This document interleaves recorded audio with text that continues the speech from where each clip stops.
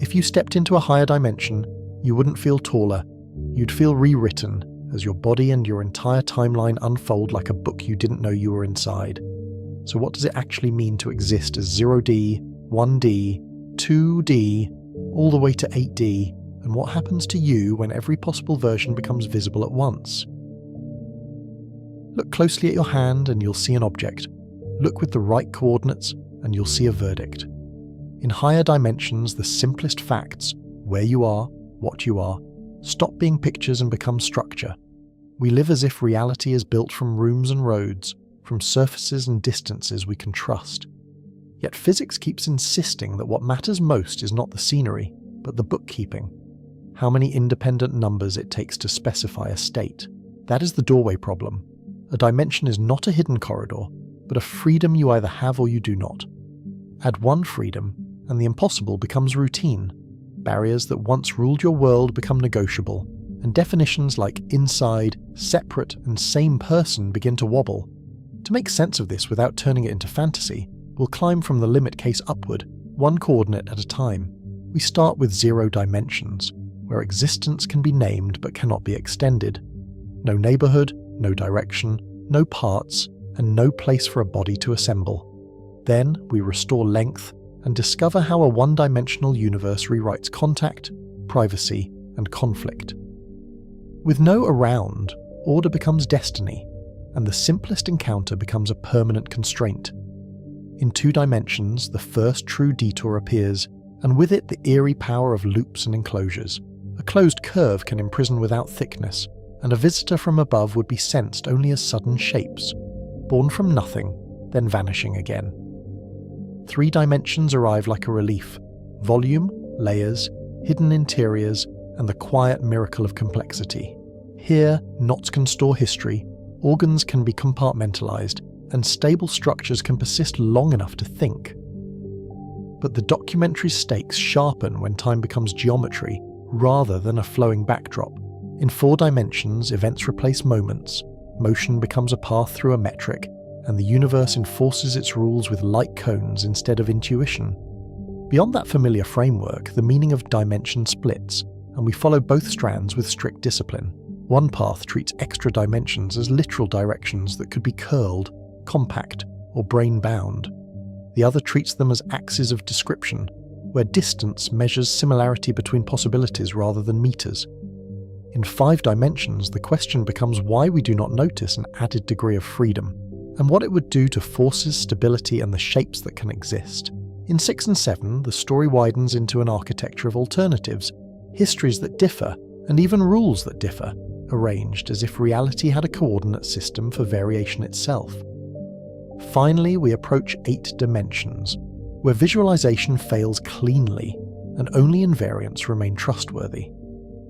At that edge, identity stops being a silhouette in space and becomes a pattern of constraints, something the equations can preserve even when the mind cannot picture it. Throughout, we will use shadows, cross-sections, and Flatland-style thought experiments as tools, not answers. Each analogy will be treated as a controlled loss of information, because missing directions do not merely hide things, they change what can happen.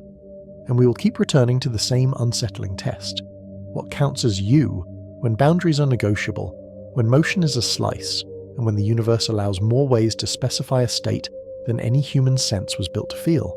This is not a tour of imaginary spaces, but an audit of what existence means when reality is described with deeper coordinates than the ones that raised us. Before we begin, let us know in the comments below where in the world you're watching from and what time it is there. Now settle in for a journey. From the point to the line, from the plane to spacetime, and onward into possibility itself, we'll build a ladder of dimensions without slipping into spectacle. By the time we reach 8, the journey will feel less like travel and more like translation.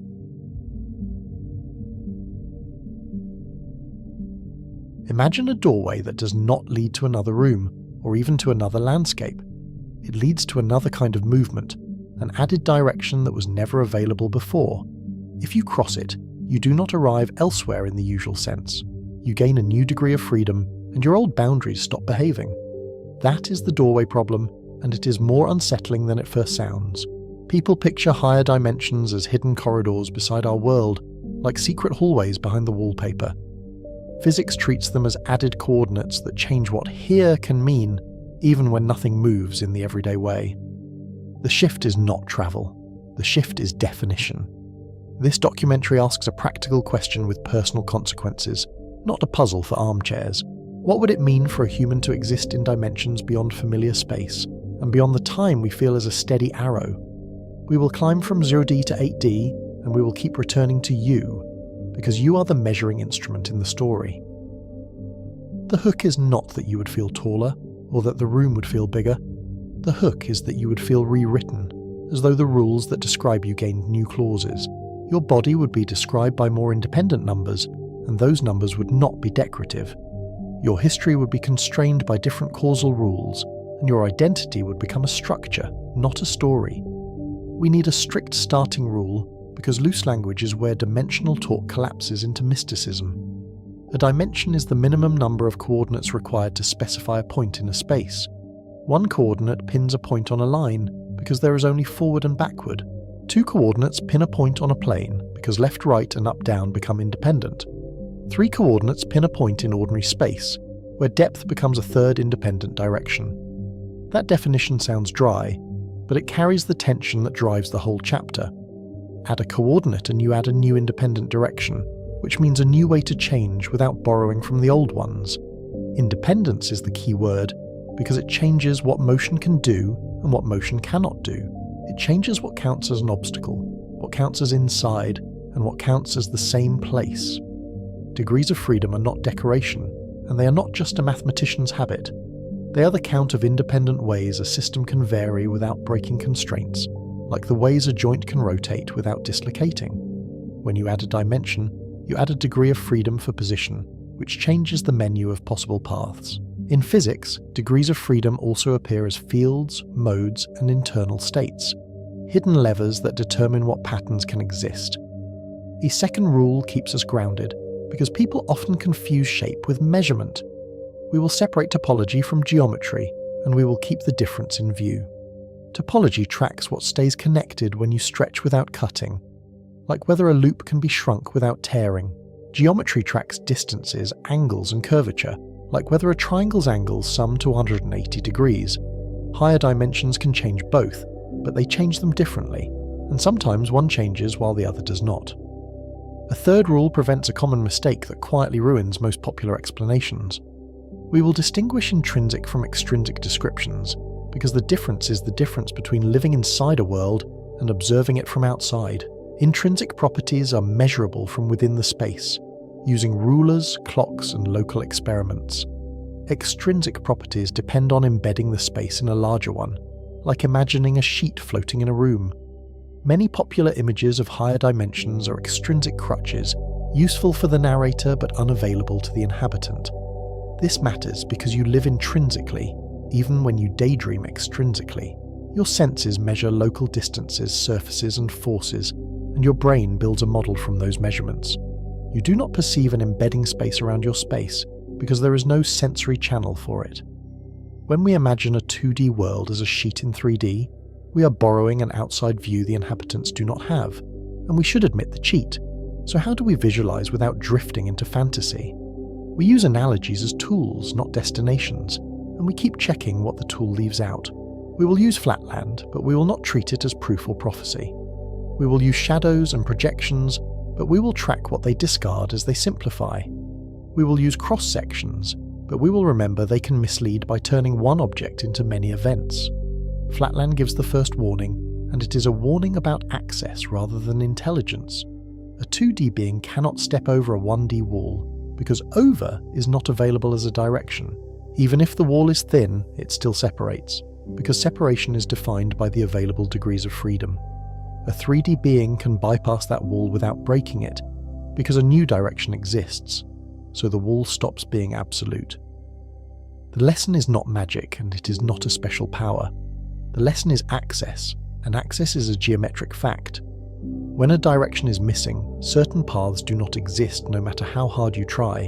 When a direction is added, certain barriers dissolve, even if the material remains untouched. The wall does not change, the space of possible motions changes. Projections give the second warning, and they give it in the language of information.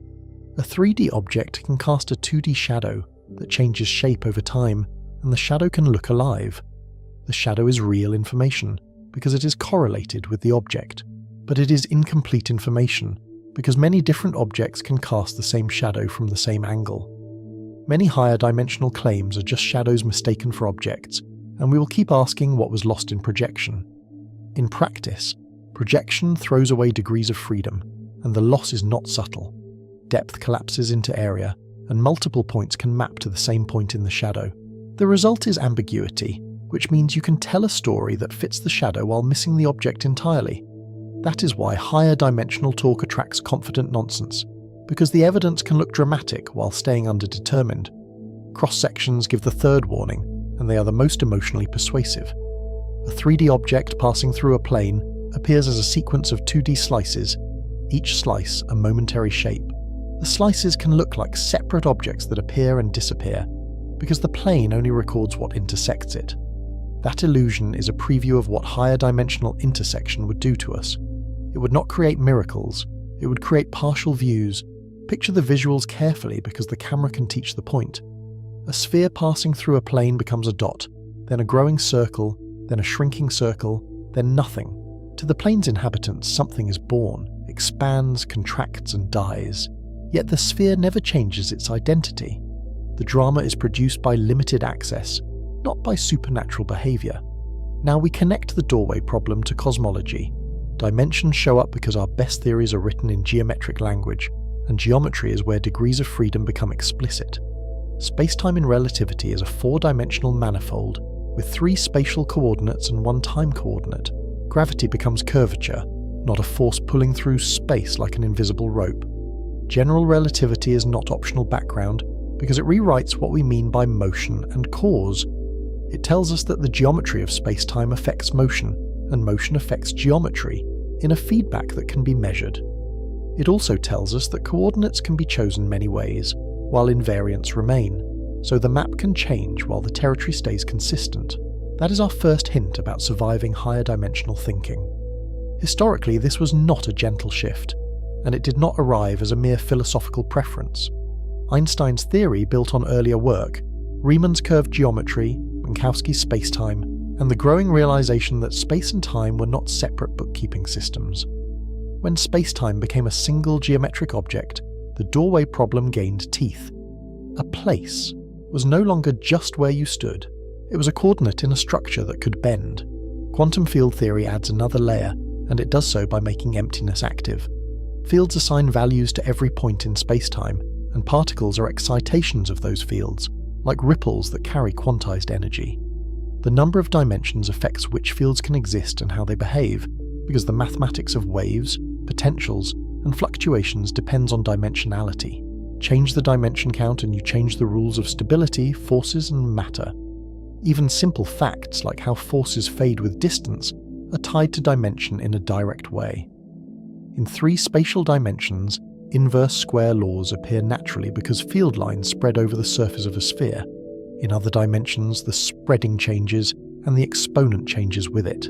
That is not an aesthetic detail. It affects whether stable orbits exist, whether atoms have discrete energy levels, and whether complex structures can persist. String theory pushes the idea further, and it does so with a specific kind of ambition. It suggests extra spatial dimensions that are compactified or otherwise hidden from direct detection, curled so tightly that ordinary experiments cannot resolve them. Whether or not it is correct, it shows why physicists take extra dimensions seriously. They can unify interactions, constrain particle spectra, and reshape what counts as fundamental. The imagery here is tempting, so we should be careful with it. Compactification is often pictured as tiny rolled-up circles attached to every point, like microscopic tubes. That picture is extrinsic, and it is only a guide for the imagination. The real claim is mathematical. Extra coordinates exist, but their accessible range is limited, so motion along them is suppressed at low energies. Multiverse discussions often ride on dimensional language, and they often do so without clarifying which meaning they intend. Sometimes they mean separate regions of space-time, like distant bubbles beyond our cosmic horizon. Sometimes they mean different vacua in a larger theory, where the same equations allow many stable solutions. Sometimes they mean branches in quantum interpretation, where outcomes coexist without interacting. We will not treat multiverse as a single claim. We will treat it as a family of models with different dimensional assumptions. All of this leads to the observer trap because the observer is not neutral. Human perception evolved for mid-scale survival in 3 spatial dimensions, under a sky that rewards fast approximations. Our brains compress reality into surfaces, objects, and trajectories because those are the patterns that mattered for eating and not being eaten. We are excellent at 3D inference from limited cues like shadows, parallax, and motion. We are terrible at imagining independent directions beyond those cues. The trap is not just imagination, and it is not solved by trying harder. It is that our intuitions about objects and boundaries are tuned to 3D, and they smuggle in assumptions about enclosure. In 3D, a closed surface can enclose a volume, and the inside can be protected from the outside.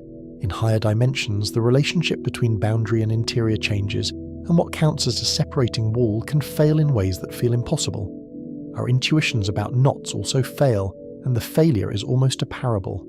In 3D, knots are stable because strands cannot pass through each other without cutting, so entanglement becomes a kind of permanence. In 4D, many knots can be untied by moving through the extra direction, because the strand can slip around itself in a way that 3D forbids. That is not a trick. It is a change in what entangled means. Our intuitions about causality can fail too, and this is where the doorway problem becomes existential. In spacetime, the light cone defines what can influence what, and it draws a hard boundary between possible and impossible communication.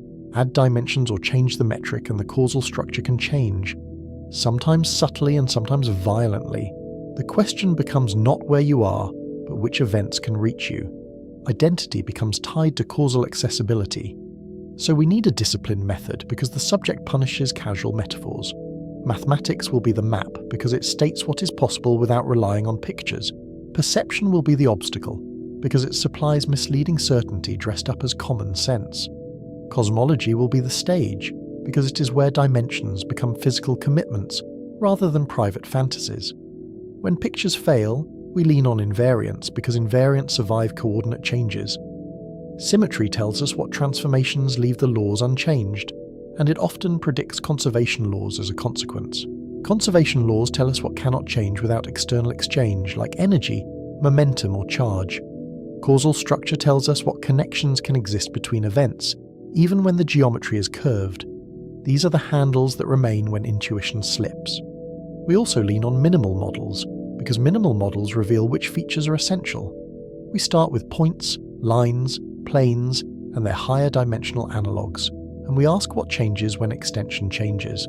We ask what an object is when extension changes, and whether object still means a bounded thing. We ask what a boundary is when enclosure changes, and whether inside remains a meaningful category. We ask what a self is when the space of possible states grows. The stakes are not abstract and they are not confined to blackboards. If you had more spatial degrees of freedom, your body could have new modes of motion and deformation, like joints that bend into directions you cannot name. If you had different temporal structure, your experience of sequence could change, and memory might not feel like a line. If your world had extra dimensions, what you call privacy, separation, and individuality could be rewritten, because separation is a geometric privilege. Even in ordinary life, you already live with hidden dimensions, and you navigate them without calling them that. Your body is described by internal variables like temperature, chemistry, hormone levels, and neural state, and each variable is a coordinate in a state space. Your decisions occupy a space of possibilities larger than your physical location, and your moods can shift without your body moving an inch. Those are not spatial dimensions, but they train us to separate coordinates from places. Still, the documentary's climb is about spatial and space-time dimensions in the strict sense, not metaphorical ones. We will treat each dimension count as a different rule set for existence, and we will not pretend the rules are interchangeable. We will ask what kinds of objects can exist there, and what kinds of forces can bind them. We will ask what kinds of observers can form there, and what kinds of senses could extract reliable information. We will ask what kinds of stories can be told there, when before and after may not behave. To keep the climb honest, We will not promise that you could survive in every dimension, or even that survive always makes sense. Some dimensionalities do not support stable orbits, stable atoms, or stable complexity, because small disturbances do not settle down. Some do not support familiar notions of locality, so cause and effect cannot be cleanly separated into neighborhoods. The point is not comfort. The point is clarity. The doorway problem returns here with force because it refuses the comforting idea of a trip. If higher dimensions are not places, then going there is not a journey with a destination. It is a change in the coordinate system needed to specify you, like discovering that your address was missing a line. It is a change in what counts as a complete description of your state. That is why the question becomes personal and why it should make you pause. If a point in your world needs more numbers to locate, then you need more numbers to be you. Your body becomes a cross-section of a larger object, and your organs become partial features of a higher dimensional anatomy. Your life becomes a projection of a larger process, and the story you tell yourself becomes a shadow of a deeper trajectory. We are not starting with 3D because it feels familiar, and we are not starting with 4D because it sounds sophisticated. We are starting with the limit case because it removes distractions and exposes the skeleton. In 0D there is no extension, no interior, and no direction, so even the idea of motion becomes a problem. What does it mean to change position when there is no where to change into? From that point, each added dimension will be a controlled experiment, and we will treat it like one. We will watch how boundaries appear, how distance becomes meaningful, and how change becomes possible without contradiction. We will see how the self emerges as a pattern constrained by geometry and causality, rather than as a thing floating in space. We will also keep asking a quiet question. Which parts of you are truly intrinsic, and which parts depend on the dimensional stage? Chapter 1 ends with a rule and a dare, because the doorway is mental before it is physical. Do not picture a higher dimension as a hidden room, waiting behind a wall. Picture it as an added independent coordinate that changes what you are allowed to do, and what you are allowed to be. Then we begin at 0D, where existence has no space to hide.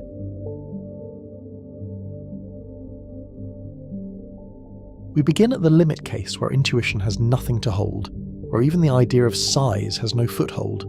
0 dimensions means no extension at all, yet something is still specified with unsettling precision. A D object is a point, defined only by location in a chosen coordinate system. Visually, imagine a black screen with a faint coordinate grid trying to appear, then failing to draw any lines. A single label blinks into existence, like a cursor with no page to sit on. There is no edge to trace and no surface to shade, only the claim that here has been named. In mathematics, a point is pinned down by coordinates, even when it has no size. In 0D, that coordinate list has 0 spatial entries, yet the idea remains as a formal placeholder. The point is not a tiny dot of matter, and it is not a grain of dust seen from far away. It is an idealized position with no measurable length, surface, or volume, an object that exists only as an address. Euclid treated points as primitives, things you do not define by smaller parts, because there are no smaller parts to appeal to. Later, Descartes gave points a new power by tying them to numbers, letting geometry become algebra. This is the baseline behind every dimensional jump in the series, and it is harsher than it sounds. A dimension counts independent coordinates needed to specify a point in a space, which is a clean definition with sharp consequences. If there are 0 spatial coordinates, there is no direction to move, because direction is already a comparison between distinct locations. There is also no distance to measure, because distance needs separation along some axis, however small. In ordinary geometry, even the smallest displacement has a direction and a magnitude, but 0D has neither. The metric, the rule that turns separation into a number, has nothing to act on. A point has no cross-section in the usual sense, because it has no thickness and no extent to cut through. Any attempt to slice it still returns a point, because there is nothing to reveal behind the cut. There is no interior and no boundary, because those require extension and a distinction between within and outside.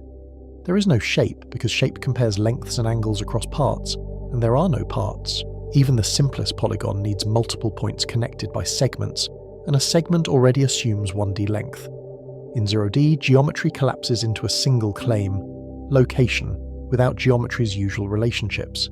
That is why 0D is not just small, and it is not a limit you reach by shrinking a familiar object.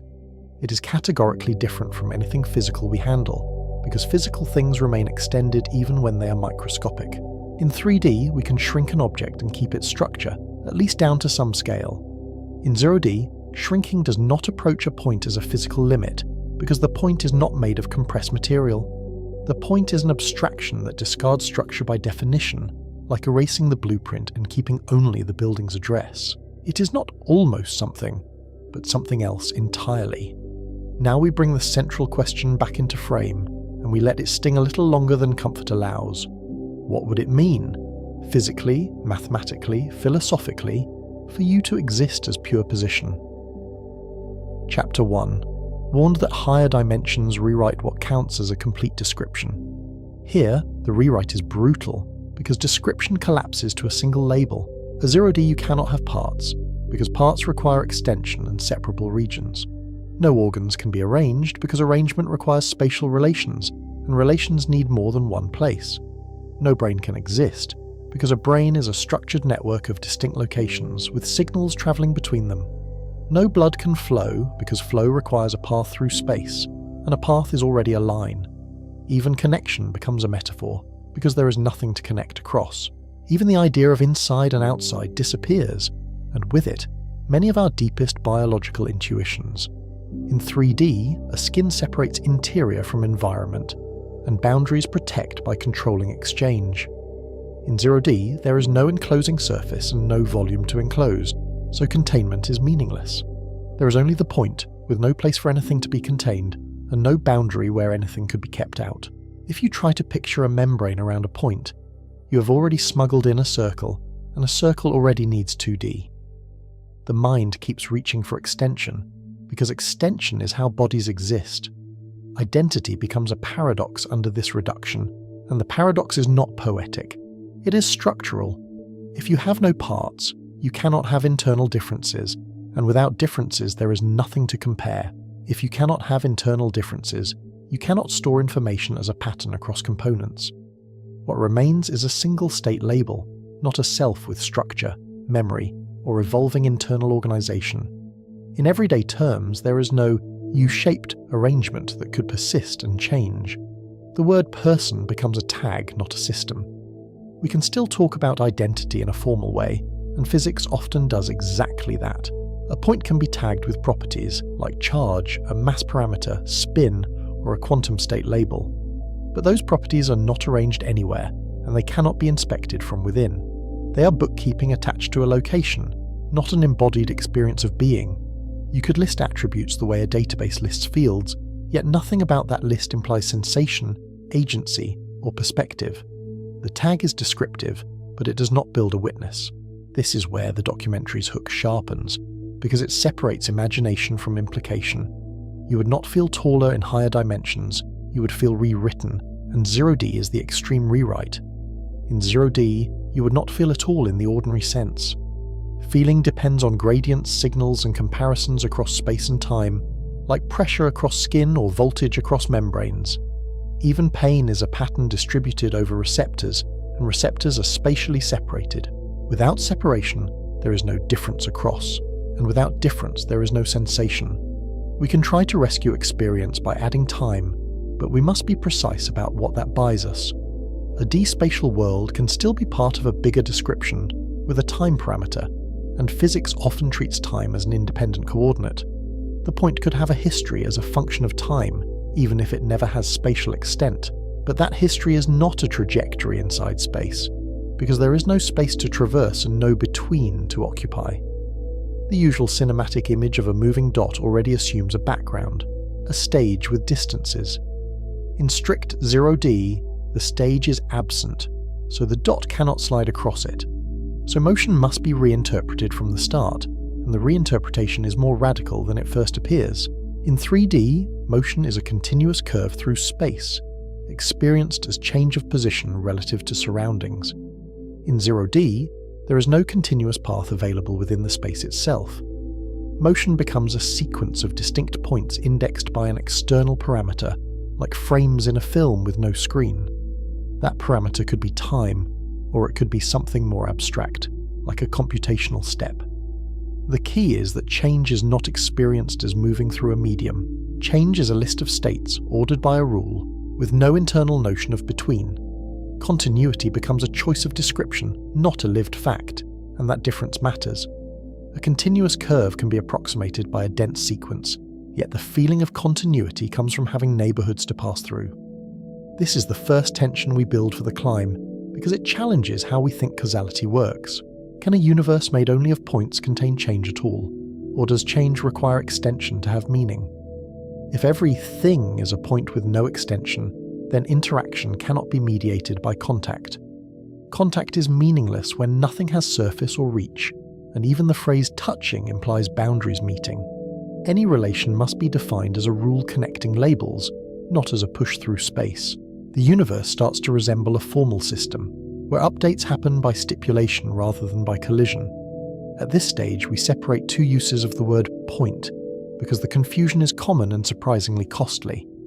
There is the geometric point, which is location without size, a pure element of a space. There is the physical point-particle approximation, which treats an object as small compared to the scales of interest. The approximation can work in 3D physics, but it does not imply the object is truly 0D. A planet modelled as a point still has mountains, oceans and rotation, which the model ignores. The point is a tool, not a claim about what the planet is. Physics uses points constantly, but usually as idealizations that succeed because the neglected details are irrelevant. In classical mechanics, a planet can be treated as a point mass for orbital calculations, because gravity depends mostly on total mass and distance. In electromagnetism, a charge can be modelled as located at a point to compute fields. These models succeed because the emitted size does not matter for the question asked, and the equations become tractable. Historically, this idealization was part of the triumph of Newtonian mechanics, where simple laws described complex motion. Yet the success can hide a warning. When the approximation is pushed too far, it breaks loudly. Yet the neglect is not free, and Zodi exposes the cost with mathematical clarity. Point charges create infinite field strengths at their location in classical theory, because the inverse square law diverges as distance goes to zero. Point masses create singular behaviour in Newtonian gravity for the same reason. The infinities are warnings that the model is being pushed beyond its domain, not trophies of deep truth. In practice, real charges are not infinitely concentrated in classical materials, and quantum theory changes the story at small scales. The point idealization is powerful, but it is also a controlled fiction. Now we connect the doorway problem to cosmology through the language of events. In relativity, an event is a point in space-time, not a point in space, and that distinction is crucial. It is specified by 4 coordinates in a 4D manifold, 3 for space and 1 for time. An event is where and when fused into one geometric object, like a pin stuck into the fabric of space-time. Visually, you can imagine a vast, dark grid stretching in 4 directions, with a single spark marking a precise occurrence. The spark is not a thing by itself, but a marker of happening. This matters because it shows how physics already treats reality as built from points, at least in its mathematical language. A world line is a chain of events, each one a space-time point, and the chain forms a continuous curve. A particle's history is not a 3D object moving through time. It is a 4D curve, and the curve is made of events, stacked like beads that are not beads. Hermann Minkowski's reformulation made this viewpoint unavoidable, and it changed what motion means. In spacetime, you do not primarily ask where something is now, but what its world line looks like. General relativity then distinguishes local events from extended bodies, and it does so with careful geometry. Locally, spacetime looks flat, and physics can be approximated in small neighbourhoods, like a tiny patch of Earth that seems level. Extended bodies require stress energy distributed across regions, not concentrated at a single event. The theory is geometric, but it still needs matter with extension to describe realistic systems, because pressure, density, and shear are defined over volumes. When you compress everything into a point, you erase the very quantities the equations are designed to track. The math can still be written, but the physical interpretation frays. The event concept also reframes motion again, and it does so in a way that fits our OD baseline. In spacetime, motion is not primarily a change of place, because place and time are intertwined. Motion is the shape of a world line through the manifold, and different shapes correspond to different accelerations. A d-spatial point can still trace a world line, but the U along that line is still structureless in space. You have a history, but no body in any slice of space. The curve exists, yet the entity on the curve has no internal geography. We can now approach singularities with discipline, not spectacle, because the word point tempts us toward the wrong picture. Black holes and the Big Bang are often described as points of infinite density, as if the universe or a star collapses into a literal dot. In many interpretations, those singularities are not physical points. They are places where the equations signal their own breakdown, like a map that stops at the edge of the paper. In general relativity, singularities often appear as geodesic incompleteness, meaning paths cannot be extended smoothly beyond certain limits. Curvature scalars can diverge, and tidal forces can become unbounded in the math. But the divergence is not necessarily a real object sitting at a point, waiting to be found like a hidden marble. It can be the theory admitting it cannot describe what happens there, because quantum effects or new physics should take over. The singularity is a flag, not a photographed thing. This caution is essential for the chapter's mystery because it keeps the narrative honest. A singularity sounds like the universe collapsing into 0D, and the language almost forces that image into your mind. But the better reading is that our map fails at the edge of its validity, and the missing region is not automatically point-like. The unknown is not a dot we can point to, and it is not a location you could visit with a probe. The unknown is a missing rule set, a gap between theories that otherwise work beautifully. Still, singularities keep the narrative tension alive, because they are where the point metaphor becomes tempting and dangerous. They invite the question of whether reality can become extensionless, even briefly, under extreme conditions. They also invite the question of whether location can exist without a space that supports measurement. If distance and neighbourhood vanish, what does it mean to say something is there? We now pivot to field theories, where points carry values rather than substance, and the visual language changes again. In classical field theory, a field assigns a number or vector to every point in spacetime, like temperature assigned to every point in a room. The point is the address where the field is evaluated. The field is the physical content distributed across the manifold, and what matters are patterns across regions. You can picture a colour map sweeping across space, with gradients that indicate forces and flows. Yet the point itself remains an ideal coordinate location, not a tiny container holding the field.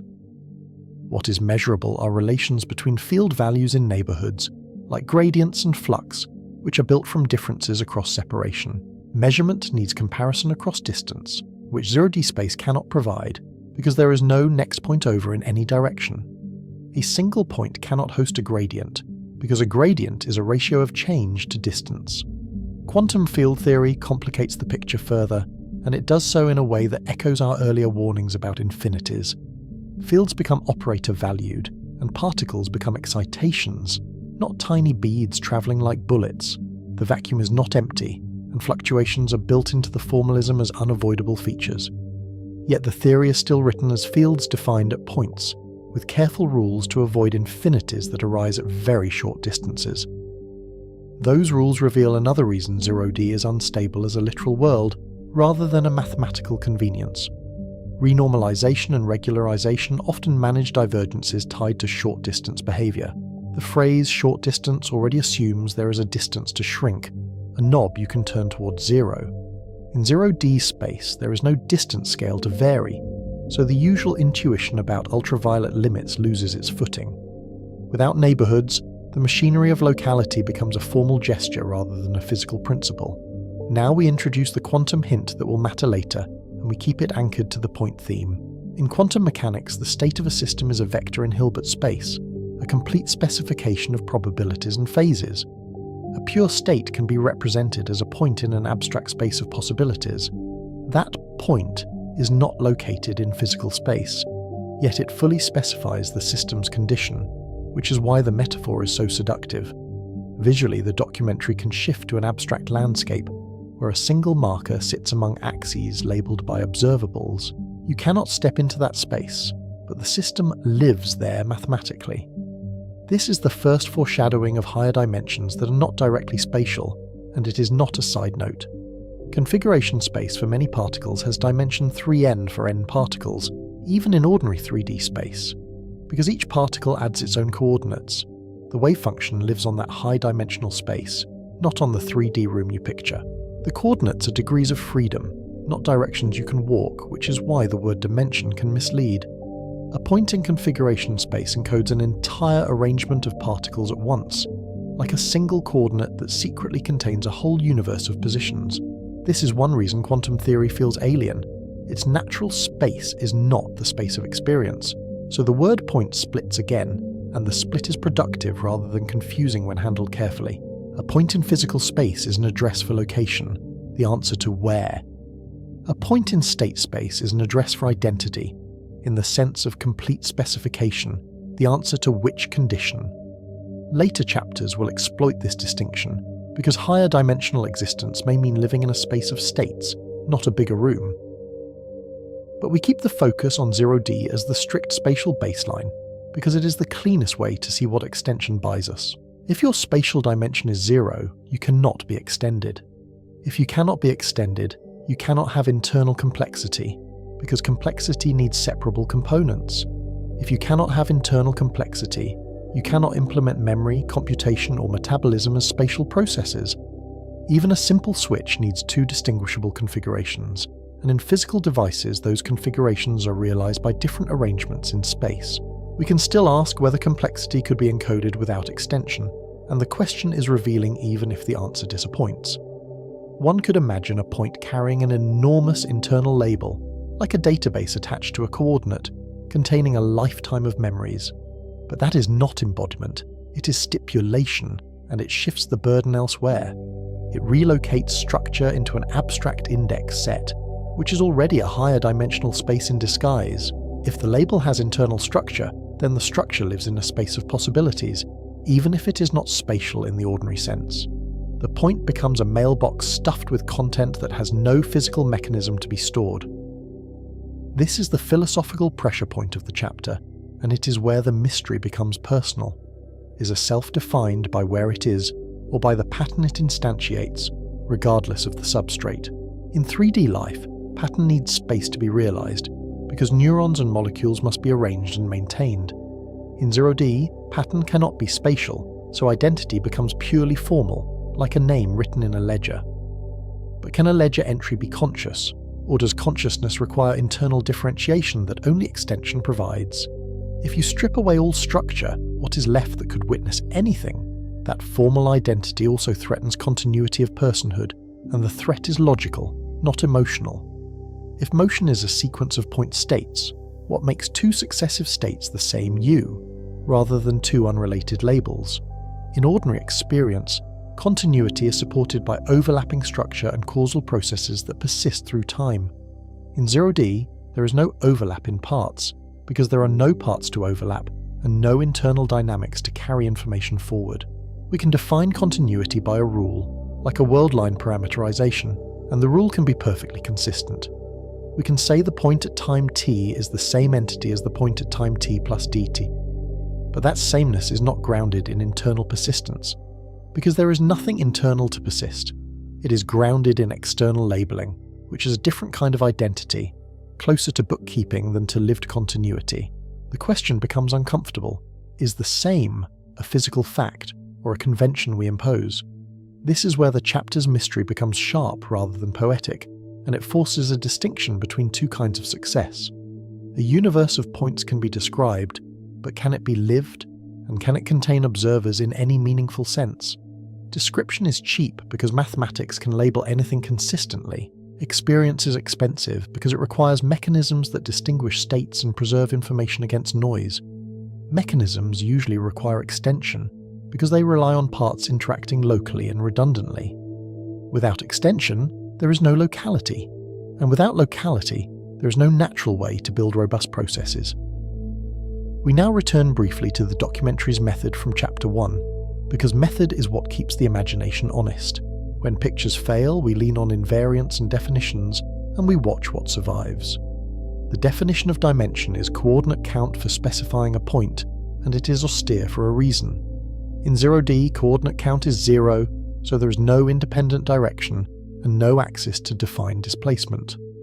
Without direction, geometry cannot support distance, angle, or neighbourhood in the usual way, because those ideas compare nearby locations. Neighborhood is the quiet word that matters, and it carries most of physics on its back. Physics is local in the sense that interactions depend on nearby values, whether fields, particles, or stresses. Locality presumes there are nearby points distinct from a given point, and that there is a meaningful notion of close. In 0D, there is only one location in the entire space, or there are isolated points with no adjacency structure. Either way, the usual machinery of local change becomes alien, because there is no continuum to support differential equations. If there is only one point, then nothing can be elsewhere, and the universe has no spatial variety at all. If there are many isolated points, then next to is undefined without extra structure that functions like geometry. Any dynamics must be imposed as a graph of transitions, not derived from geometry, and the difference is profound. The universe becomes a set of states with update rules, not a space with motion, and that is a different kind of world. It may be mathematically coherent, yet it lacks the spatial fabric that makes our familiar causality intuitive. This is not a dead end, it is a foundation, because it tells us what extension is doing for us. It shows that extension is not a cosmetic feature of reality, and it is not merely a backdrop for events. Extension is what makes gradients, boundaries, and paths meaningful, and it is what allows information to be stored in arrangements.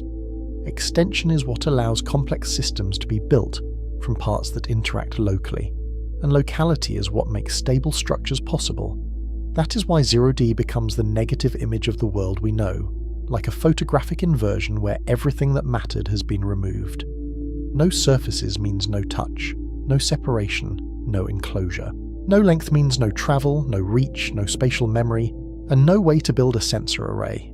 No volume means no storage of matter in regions, and no hiding place for processes to unfold. Even the idea of here versus there evaporates, and with it, the stage on which most physical explanations play. Yet points remain indispensable in our best theories, and that is the final twist of the chapter. We use them to define events, to evaluate fields, to build manifolds, and to label states, because the point is the atom of description. Even when it is not the atom of matter, it is the unit our equations address. That dual role is why 0D is both empty and powerful, both a void and a tool. The point is where mathematics is sharpest, and where physical intuition is weakest, and that contrast is the mood we want to carry forward. We end the chapter by tightening the question that will carry us upward. If 0D reduces you to pure position, then existence becomes a label with no body, and identity becomes a tag without a mechanism. If change becomes a sequence of labels, then motion becomes bookkeeping, and continuity becomes a convention. If singularities tempt us with point-like reality, they also warn us where theory breaks. To recover anything like direction, distance, and a before and after along space, we need at least one dimension. In 1D, you can finally be stretched into a line, and separation becomes measurable, even if it is still brutally constrained. The next chapter adds that single coordinate and the universe gains its first true path.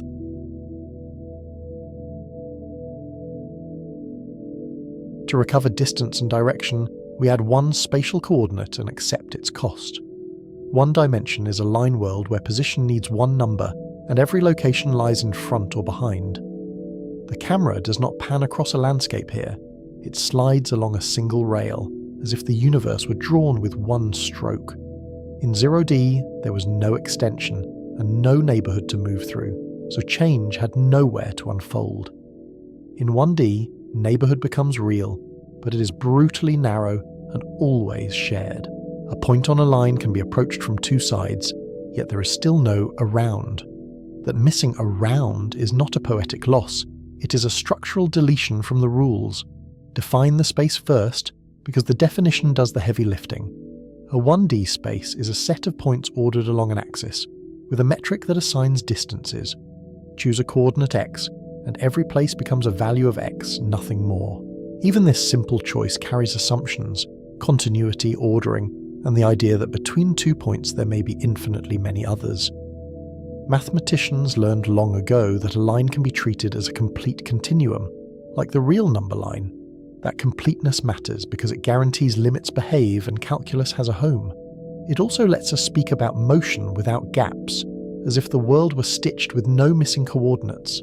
Objects in 1D are not points unless idealized, and not surfaces because surfaces require 2D. A physical object becomes an interval, a segment of the line with length, thickness discarded by definition. Its boundary is 2 endpoints, and those endpoints are the only edges it can have.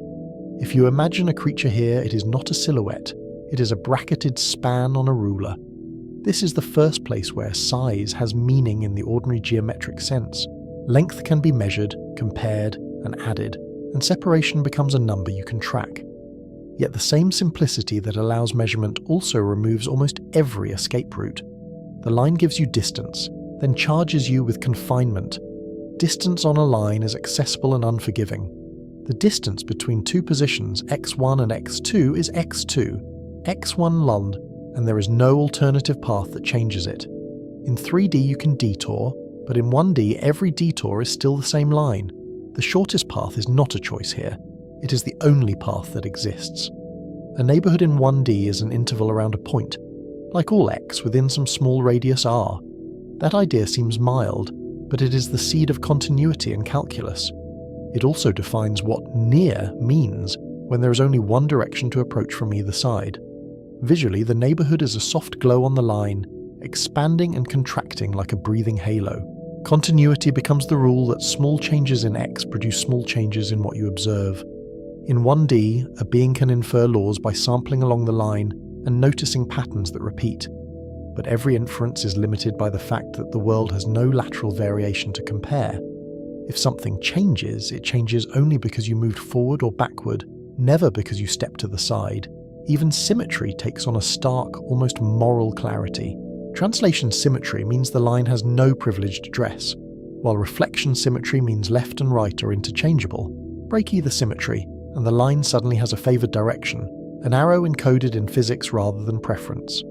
Now we step into the lived logic of a line world, and the claustrophobia is structural. If you can only move forward or backward, every encounter becomes a choke point. The universe is a corridor with no doors, and every other body is a potential blockade. The visuals should feel like a tunnel drawn in pure geometry. No walls, yet no way around. In 1D, you cannot pass another object without overlapping it. Overtaking requires one body to cross the other's position, which means intersection is unavoidable. If bodies are impenetrable, passing is impossible, and the order of objects becomes permanent. What looks like etiquette in higher dimensions becomes fate when the topology is a line. That permanence is not social convention, it is geometry. If A is left of B, and both are rigid intervals, the only way to swap is for endpoints to cross. Without an extra dimension, there is no way to step aside and let someone through. The line preserves ordering the way a sealed envelope preserves a letter, until you tear the structure open. If bodies can overlap, then passing becomes possible but violent in meaning. Overlap is not a near miss, it is the same place at the same coordinate range. In 1D, interaction is forced because separation is the only protection you have. The smallest approach becomes contact, and contact becomes a shared coordinate. Privacy collapses for the same reason. There is no hiding behind something because behind is still on the line and still blocks. Any object between you and an observer is not a screen you can move around, it is the only route. The line turns concealment into imprisonment, because obstruction and isolation are the same act. Occlusion becomes absolute, and that sounds like privacy until you see the trap. If someone is between you and the rest of the world, you're not hidden, you're cut off. In 1D, a wall does not merely obstruct vision, it partitions existence into unreachable halves. The cut is clean, and the consequences are total. Even simple social geometry becomes rigid. If 3 beings occupy the line, the middle one controls contact between the outer 2. Every conversation, trade, or conflict must pass through whoever stands between, because there is no bypass. The middle position is not a place, it is a role imposed by coordinates.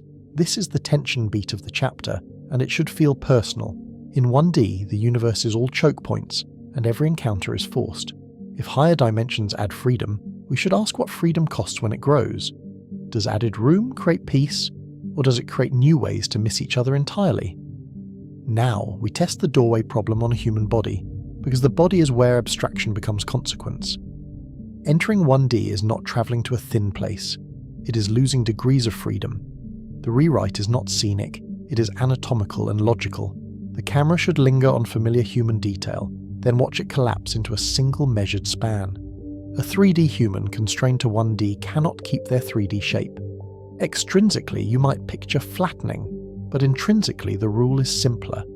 Every point of your body must share the same line coordinate system, so the body becomes an interval. What was once a volume becomes a sequence, an ordering of tissues that must queue along X. Your skin becomes two endpoints in the strictest sense, because boundary in 1D is just the ends. There is no enclosing surface that separates inside from outside across an area. Containment becomes ambiguous, because inside is only a sub-interval, not a protected volume. The idea of a sealed body loses its meaning when there is no surface to seal. In 3D, membranes work because they wrap, creating inside and outside with a continuous barrier. In 1D, wrapping is impossible, so a membrane can only be a point-like divider along the line. That divider cannot surround, it can only separate what lies to its left from what lies to its right. Organs cannot be arranged without overlap in the way biology requires. In 3D, organs occupy different regions and connect through tubes and vessels. In 1D, different regions must line up in sequence, and connections must share the same path. Spatial separation becomes scheduling, and scheduling becomes conflict when processes need to run at once. A circulatory system needs branching, and branching needs at least 2D to separate paths without intersection. In 1D, every branch collapses into the same line so distinct routes become the same route. You can label branches in a diagram, but the geometry forces them to coincide. The heart's logic, parallel delivery to many tissues, turns into a single file delivery that cannot serve everyone simultaneously. A digestive tract is already a tube in 3D, but it depends on surrounding tissue and layered structure. In 1D, layers cannot wrap around anything, because wrapping requires a second direction. The notion of a tube becomes a metaphor, because there is no circumference to define. You can still imagine ordering, mouth, stomach, intestine, but you cannot build the walls that make those regions function.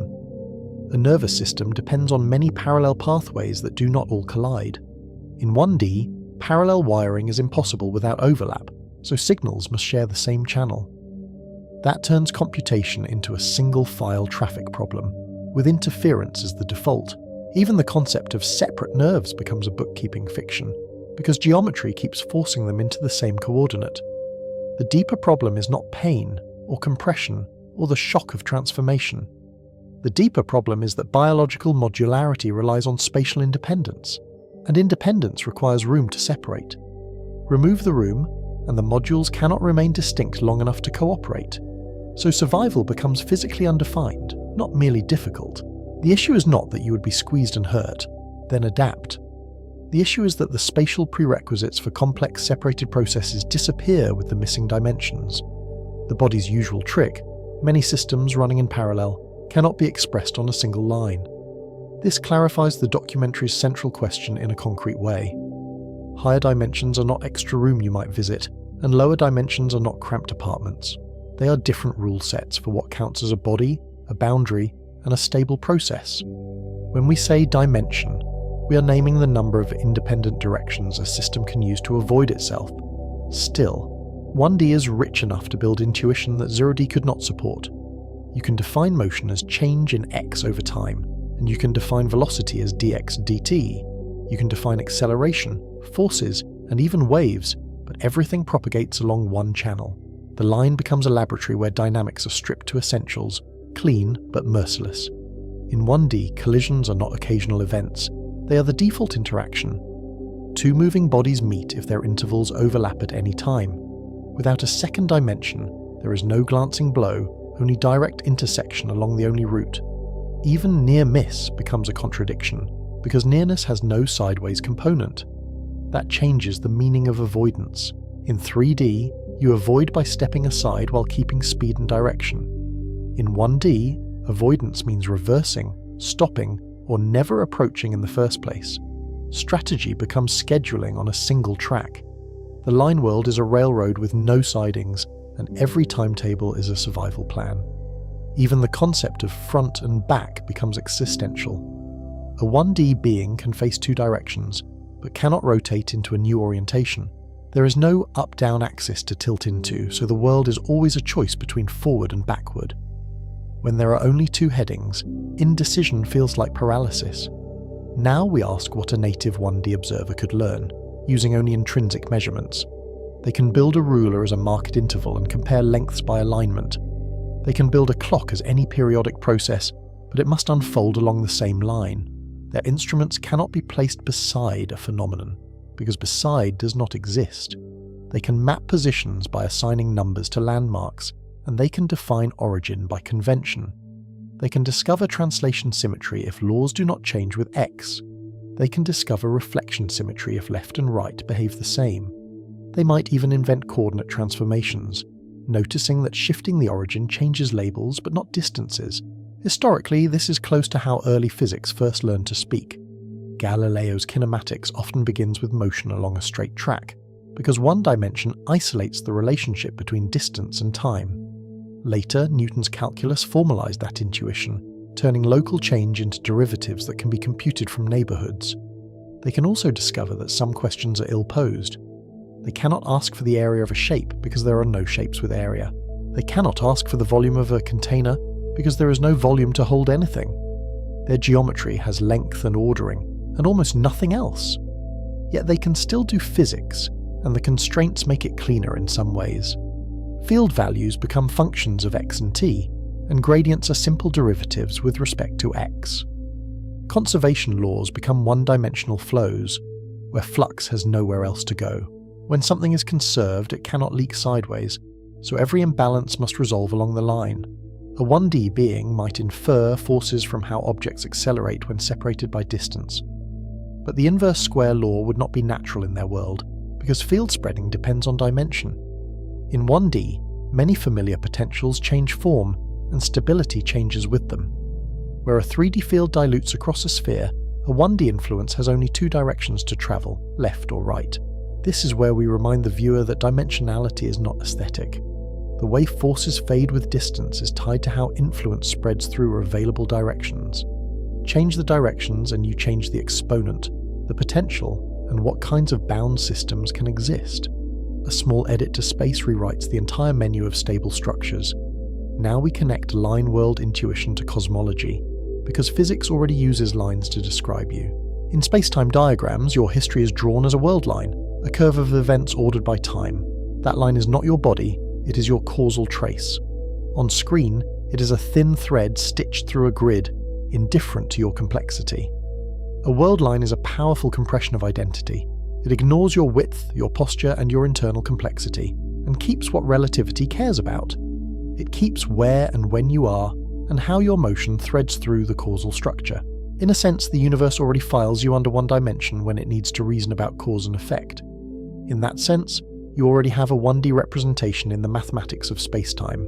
Your life becomes geometry, and your choices become bends in a line. The documentary's hook returns here, because being rewritten can mean being redescribed by fewer coordinates. What disappears in that rewrite is not just detail, but the possibility of alternative routes. Causality becomes easier to picture when space is simplified. With only one spatial axis, you can draw time upward and space sideways, and track which events can influence which. The light cone becomes a pair of diagonal boundaries, and reachable becomes a simple interval on the line. The diagram looks almost like a letter V, clean, sharp, and unforgiving. In full space-time, light cones are cones because space has multiple directions. In a 1D spatial universe, the cone collapses into a wedge in a 2D diagram of x and t. Influence still has a speed limit, but the geometry is stripped to its spine. The spine is elegant, and it makes the constraint feel absolute. That spine reveals causal order with less distraction. Events outside your wedge cannot affect you, no matter what signals they send. Events inside can, and the boundary is set by light speed and the metric. In a simplified world, the rule is clearer and the consequences feel harsher. Now we add the cosmological thought experiment the chapter needs. Imagine a universe with one spatial dimension expanding, like a line stretching with time. Distances between comoving points increase, but there is still no sideways escape from separation. The visual is a ruler whose tick marks drift apart, while every object remains trapped on the same scale. In such a model, expansion is not a balloon surface, it is a scaling of the line's metric. Galaxies would be points or intervals along X, receding as the scale factor grows. The redshift story still works, but the geometry that supports it is minimal. Light's wavelength stretches because the coordinate grid itself is stretching under it. Horizon structure becomes stark in 1D. If expansion is fast enough, regions can slide beyond causal contact along the line. There is no alternate route for light to take, so disconnection is absolute once the horizon forms. The line does not allow a signal to go around because there is no around to attempt. This connects back to the line world social logic, but now at cosmic scale. In 1D, separation is final because there is no detour. Causal isolation is not a matter of distance alone, it is a matter of missing directions. The same geometry that traps two neighbours also divides the universe into unreachable halves. We can also use 1D to clarify what world line hides. In 3D space, two people can avoid meeting by choosing different paths. In 1D space, if their world lines cross in X and T, the meeting is forced by geometry. The diagram stops being a picture and becomes a verdict. That forced crossing is the deep rhyme between line-world life and spacetime diagrams. A world-line intersection is an interaction event, and in 1D space, the set of possible intersections is harder to avoid. The simplification makes causality feel like a trap because options collapse. When there is only one track, every schedule becomes destiny. Now we return to the philosophical pressure point, because the chapter is not only about corridors. If you were reduced to 1D, your identity would be compressed into a segment with no internal layout. The question becomes whether a self can persist when its internal separations vanish. Is consciousness something that needs spatial room, or can it survive as a single-file process? In 3D, you're a distributed process, protected by membranes and redundancy. In 1D, redundancy competes for the same channel, and membranes are just endpoints. The body becomes a queue of functions that cannot be spatially separated. Even memory becomes precarious if every signal must traverse the same narrow corridor. So the phrase "you in 1D" is a warning label. It means a loss of degrees of freedom, not a dramatic vacation into a thinner realm. It means the rules that let complex systems exist are withdrawn, and the remaining description may not support a witness.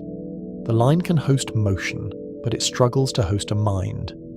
Yet 1D also gives us the first honest taste of dimensional freedom. Compared to 0D, you can finally have distance, direction, and a path. Compared to 2D, you are still imprisoned by the absence of a round. The line is a beginning, and it is also a lesson in how quickly freedom can run out. That contrast sets up the next step in the climb. In 1D, every barrier is total because there is only one route. In 2D, a barrier can be bypassed, and inside can be defined by a closed curve. The moment a second direction exists, the universe stops being a hallway and becomes a plane. We end on the tension that will carry into the plane. If higher dimensions add freedom, what happens when freedom becomes too much to manage? If 1D is forced contact and forced order, 2D is the first world where you can evade, orbit, and enclose. It is also the first world where separation can be chosen, not merely endured. Next, the plane introduces the first true around, and the first time shadows and cross-sections feel like magic. A 2D being can watch a 3D object slice through their world and mistake geometry for miracles. The doorway problem returns, but now it has room to move.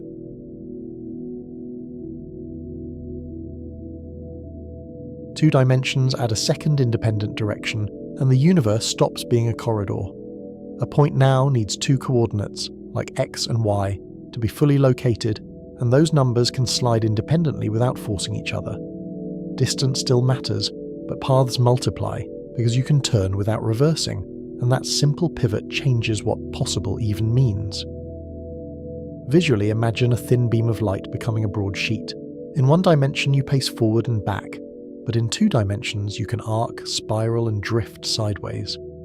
The world acquires a horizon line, not just a forward direction, and your choices begin to look like geometry. In 1D, every obstacle was total because there was only one route. In 2D, obstacles can be bypassed because there is finally an around, and around is a new kind of freedom. That single upgrade creates area, loops, and the first meaningful inside and outside, which is less about matter and more about connection. Define the basics with discipline, because the definition does the work. A 2D space is a set of points labelled by ordered pairs, with a metric for distance and the metric tells you what counts as near.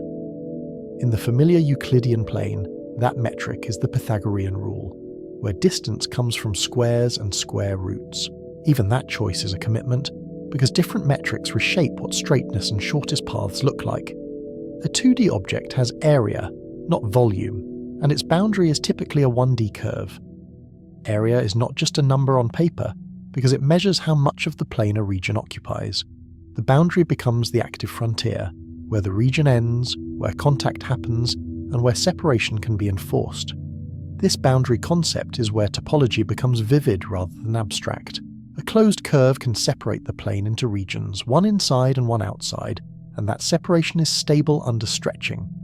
Mathematicians formalize this as the Jordan curve theorem, which sounds technical but states an intuitive fact.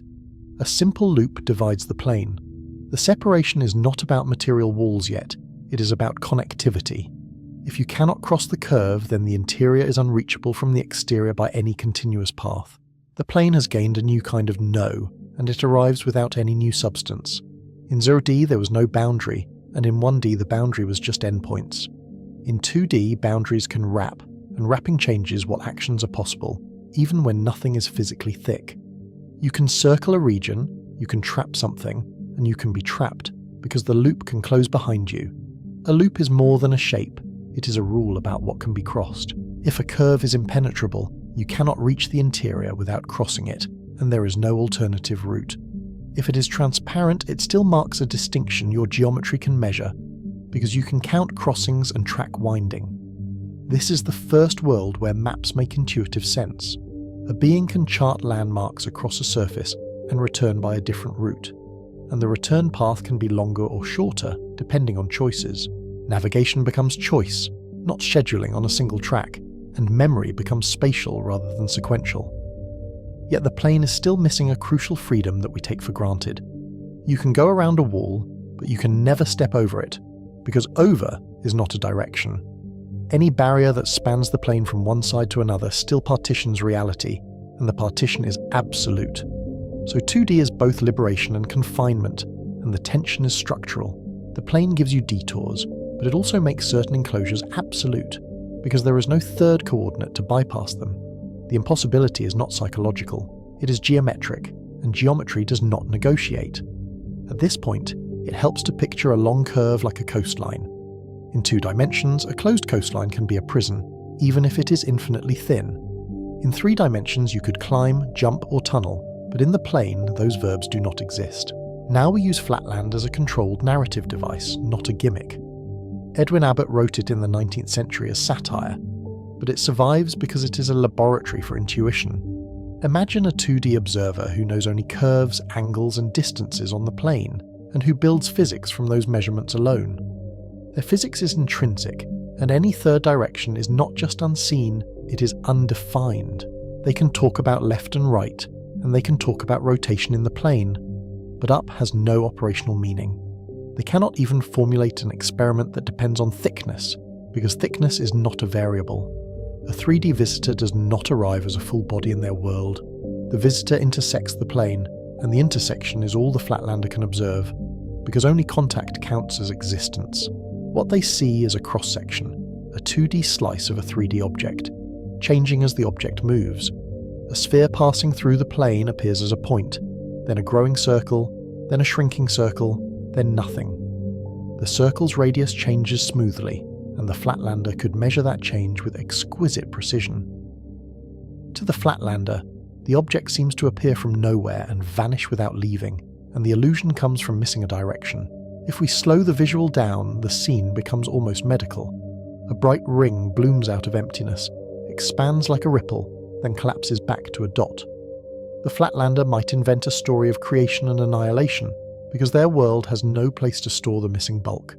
A hand moving through the plane can look like a shape-shifting monster. Separate fingers can appear as disconnected blobs that merge and split as the hand moves, and the order of those mergers depends on the hand's orientation. The Flatlander might describe it as metamorphosis, because they cannot access the 3D continuity that keeps the hand whole. The deeper lesson is about evidence and underdetermination. A single cross-section does not uniquely determine the higher dimensional object that produced it, because many different bodies share the same slice. A cylinder, a cone, and a sphere can all produce circles, and the Flatlander cannot see the difference at one moment. Even a time series of slices can mislead.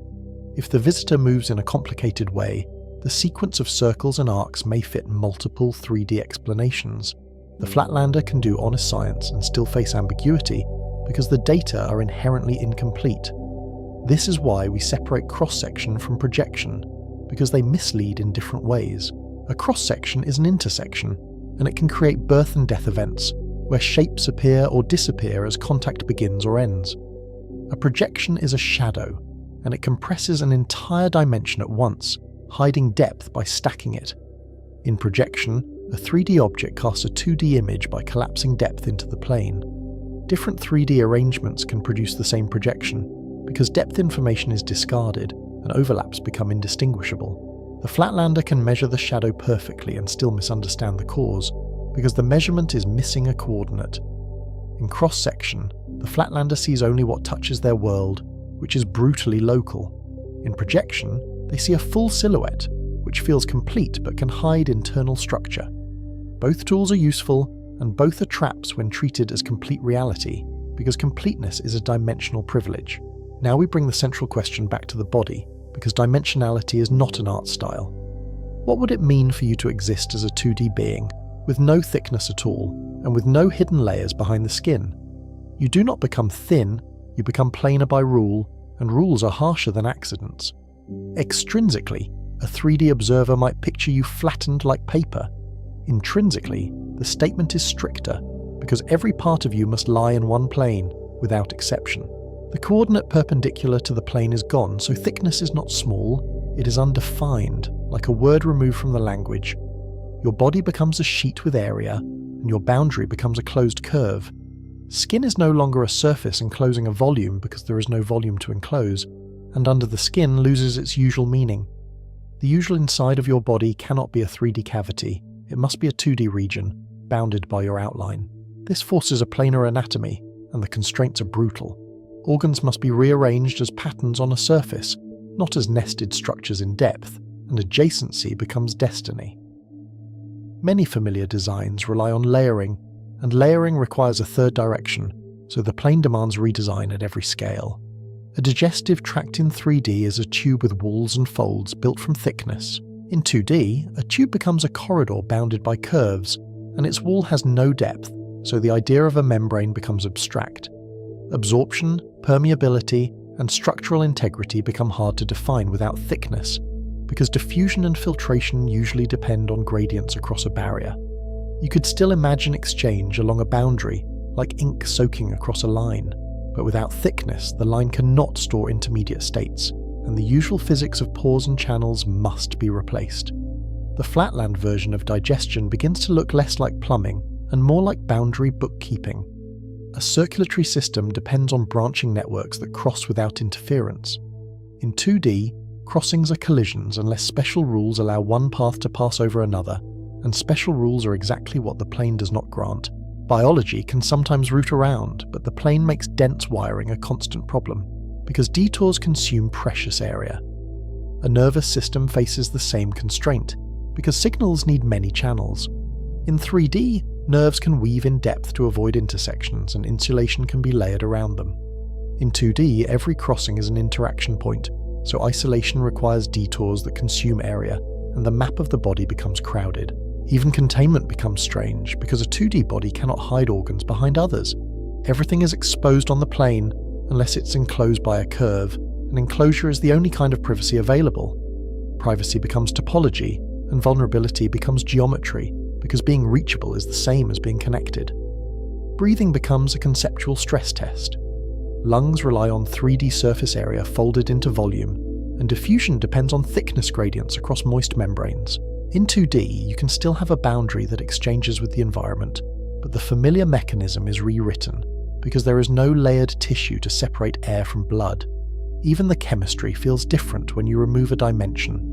Reaction rates depend on collisions, and collisions depend on how particles explore space. In 2 dimensions, random motion revisits the same neighborhoods more often, which changes how mixing and encounter probabilities behave over time. The point is not to design a working Flatland human, because that would be a different documentary. The point is to show that complexity is dimension dependent, because complexity needs separable regions that can be isolated and then connected. When a dimension is removed, many functions stop being meaningful, not merely difficult because the supporting geometry disappears. Now we return to the Flatlander's perspective because it mirrors our own limits later. If a 3D being can lift an object over a 2D wall, the Flatlander sees a violation of conservation and causality, because the wall was supposed to be final. The object disappears from one side and appears on the other without crossing the barrier, and no local story can explain it. The 3D visitor can also reach into a sealed 2D room without breaking its boundary. They can pick up an object from inside by approaching from above, touching only the interior points. To the Flatlander, the boundary was absolute, so the act looks like omnipotence, even if it is casual. This is the first taste of the impossible that is actually ordinary geometry. Higher dimensional access turns enclosures into suggestions, and it turns locked rooms into open sets because the missing direction bypasses the lock. What looks like magic is often just a shortcut through space you cannot name. We should be careful with the word miracle because it hides the mechanism. The mechanism is that the Flatlander's laws are incomplete, not wrong, because they are written for a restricted world. Their laws describe their intrinsic world, but they cannot constrain what happens outside it, and no amount of precision fixes that. That is the warning we are building for ourselves. When we later imagine a 4D visitor interacting with our 3D world, we will be the Flatlanders, staring at slices and shadows. We will interpret cross-sections and projections as violations, because we cannot see the extra coordinate that makes them ordinary. Now we connect the plane to cosmology, because the sky already trains us to think in 2D. From any point, the set of directions you can look forms a sphere around you, and every star becomes a dot on that dome. The sky is a 2D observational surface, even though space is 3D, and our brains treat it like a map. Astronomy is often the science of mapping that 2D surface. We take a 3D universe and encode it as patterns on the celestial sphere, then we argue carefully about what those patterns mean. Coordinates like right ascension and declination are a 2D address system for the sky, and they work because direction is a surface. Historically, this was not a minor convenience. Ancient catalogues, from Hipparchus onward, were essentially flatland documents, lists of points on a sphere. Even now, a modern sky survey begins as a 2D image, and depth must be reconstructed by redshift, parallax, or modelling. The cosmic microwave background makes this explicit. The CMB is radiation arriving from all directions, released when the universe cooled enough for atoms to form and light to travel freely.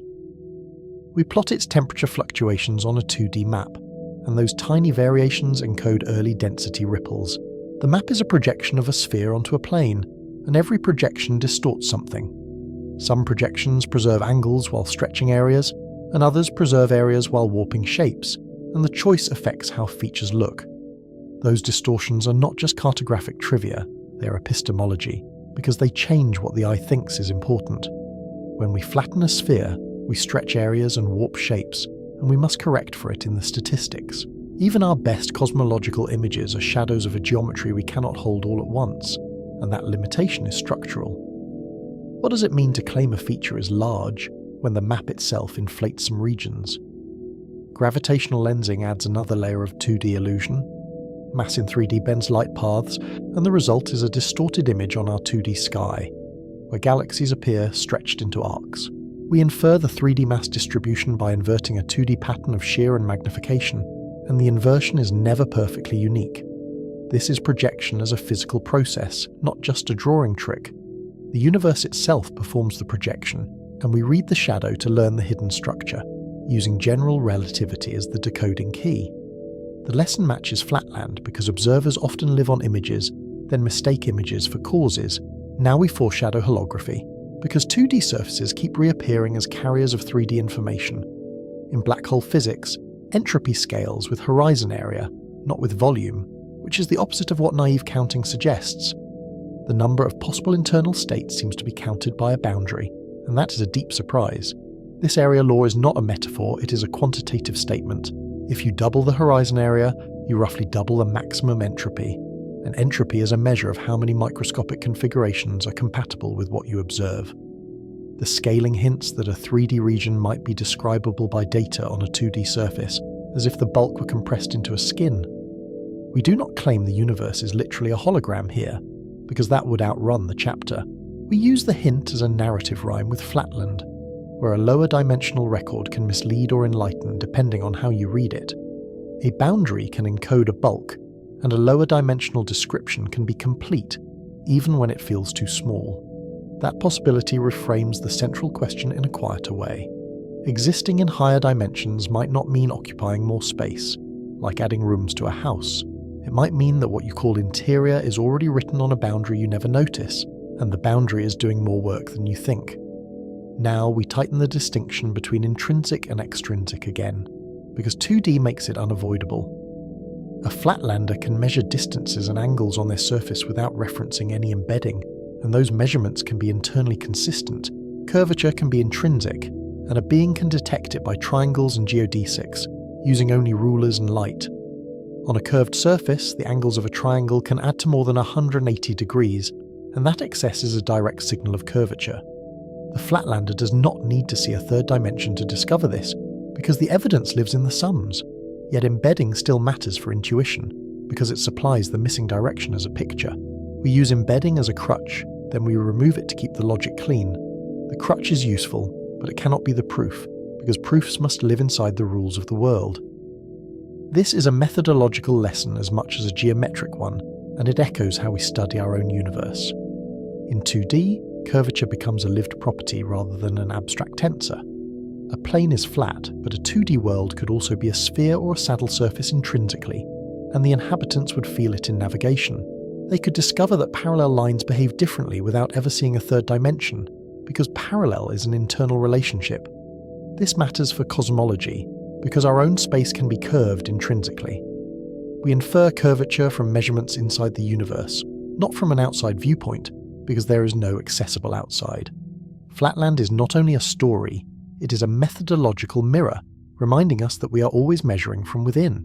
Now we return to the plane as a stage for topology, because topology is the first durable kind of impossibility. In 2D you can tie loops around holes, and those loops can be classified by how they wind. You can have obstacles that are not walls, but missing regions, and missing regions can be more powerful than barriers. A puncture in the plane changes what paths can be continuously deformed into each other. The difference between looping around a hole and not looping around it is not erased by smooth motion, because the hole blocks the deformation. This is the beginning of topological thinking that will matter in higher dimensions, where holes and handles multiply. At the same time, 2D forbids some structures we take for granted. True knots cannot exist in a strictly 2D world, because strands cannot pass over and under without leaving the plane. Any attempted knot is either an intersection, or it can be untangled in the plane, because there is no depth to lock it. That absence is a clue about what 3D will grant us. Knots, links, and braids require volume to separate strands without cutting, and they become stable because over and under are distinct. The plane can draw a knot diagram, but it cannot realize the over and under physically, which is why the drawing is not the thing. So 2D is a threshold dimension for meaning. It gives you area, it gives you enclosure, and it gives you the first real difference between inside and outside, which makes concepts like container finally coherent. It also sets hard limits on wiring, layering, and the hiding of structure, and those limits show up everywhere. Now we make the chapter's final turn toward our home dimension. We live in 3D space, yet we rarely notice what volume buys us, because it is the background of every gesture. We treat stepping over a cable, stacking tissues and routing vessels in depth as ordinary, because we were born into it. Before we climb beyond 3D, we need to see 3D as a gift with specific powers. Volume creates interior in a stronger sense than 2D regions can, because it allows cavities that are not just enclosed areas but enclosed spaces. Volume allows knots, layered architectures, and the separation of systems that must run in parallel without forced intersections. The Flatlander's confusion is our foreshadowing, and it is the documentary's promise. If a 3D visitor looks like a changing shape in 2D, then a higher dimensional visitor will make us look equally incomplete, even if we are confident. You would not feel taller, you would feel rewritten, because you would be a slice, and slices never tell the whole story. Next, we step into 3D and name what changes when space gains depth. We will track how interior becomes physical, how knots become real, and how matter builds stable architecture from cells to cities. Only then can we ask what it would mean to exist beyond that architecture at all, and what kinds of evidence would survive the translation.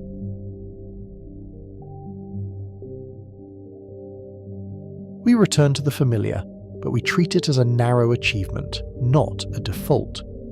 3 spatial dimensions are not the world itself, and they are not guaranteed by logic alone.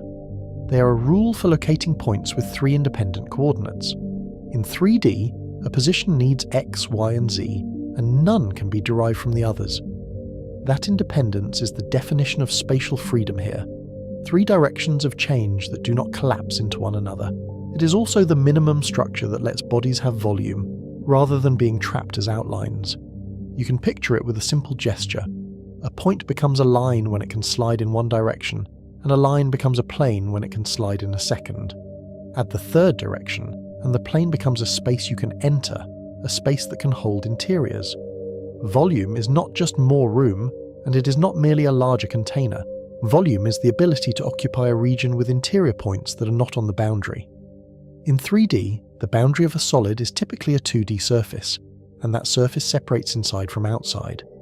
That separation sounds obvious, but it is a profound upgrade in what matter can do. A boundary is not just an edge you can trace with a finger.